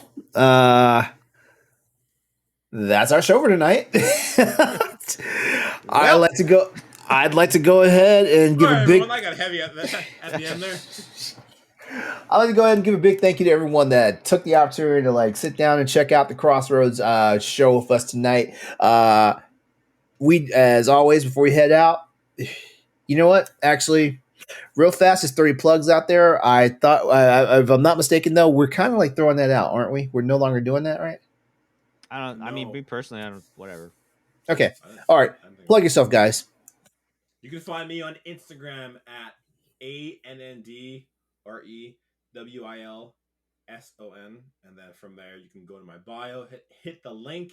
That'll give you everything else that I'm on: YouTube, TikTok, Twitter, all that fun stuff. All right. You can find me on the EXP Cast. We're a video game podcast with Boss Rush Network. We last did an episode on the our own version of the Video Game Awards, where I made fun of LeRon the whole time. But we put out episodes every Monday mornings. You can follow me there on Facebook, Twitter, and Instagram at EXPcast, and then my personal Twitter and my personal Instagram. It's the same, Stoy MKE8. All right, I'm gonna take a page out of my good friend Joe Wilson's playbook. Just check the show notes. That's how you'll find me. Just check the show notes. Oh yeah, I miss that guy. By the way, I miss him. All right. Honestly, I mean, we might as well move to that kind of outro. Yeah. I imagine once we talked about we're done with the topic, everybody shuts off the podcast. That's the way I feel. Actually, that's the way I feel. All right. Yeah. Okay. Yep. All right. So real fast, if you want, head over to bossrush.net and check out a few things that are going on over there. Like Josh Martinez asking the question, which RPGs need a remake or remaster? Final Fantasy Tactics. You gave us Tactics Ogre Reborn. Give me a damn Final Fantasy Tactics like straight for the 2023 season. No. I want that. That's the January 9th edition of the Boss Rush banner. Girl in Pink 44 asks, is Pokemon Scarlet a bad game? Find out in her review of Pokemon Scarlet. And lastly, what happened to dating simulator games? You might want to head over there and check out the article by our friend Julie Yang and join that conversation in the process, because dating sims, those things were a hot commodity for like a split second, and then they weren't. They still are. It's just yes. Honestly, it's just not a thing in Western audiences. I don't know. I enjoyed Dream Daddy. I enjoyed that game. I mean, I guess a dating sim would be like something like a BioWare game, like Mass Effect or Dragon Age. Yeah, I feel like that's a mature dating game right there. That's a dating sim game right there. Yep. All right, for even more unique and interesting news and talk topics, swing by bossrush.net and check out all the things our talented writers, content creators, and contributors are serving up on the site. If you'd like to keep the conversation going with us, you can find the Crossroads Video Game Podcast on Twitter at Crossroads_VGP. If you enjoyed tonight's show, go ahead, like, share, and subscribe to the YouTube channel.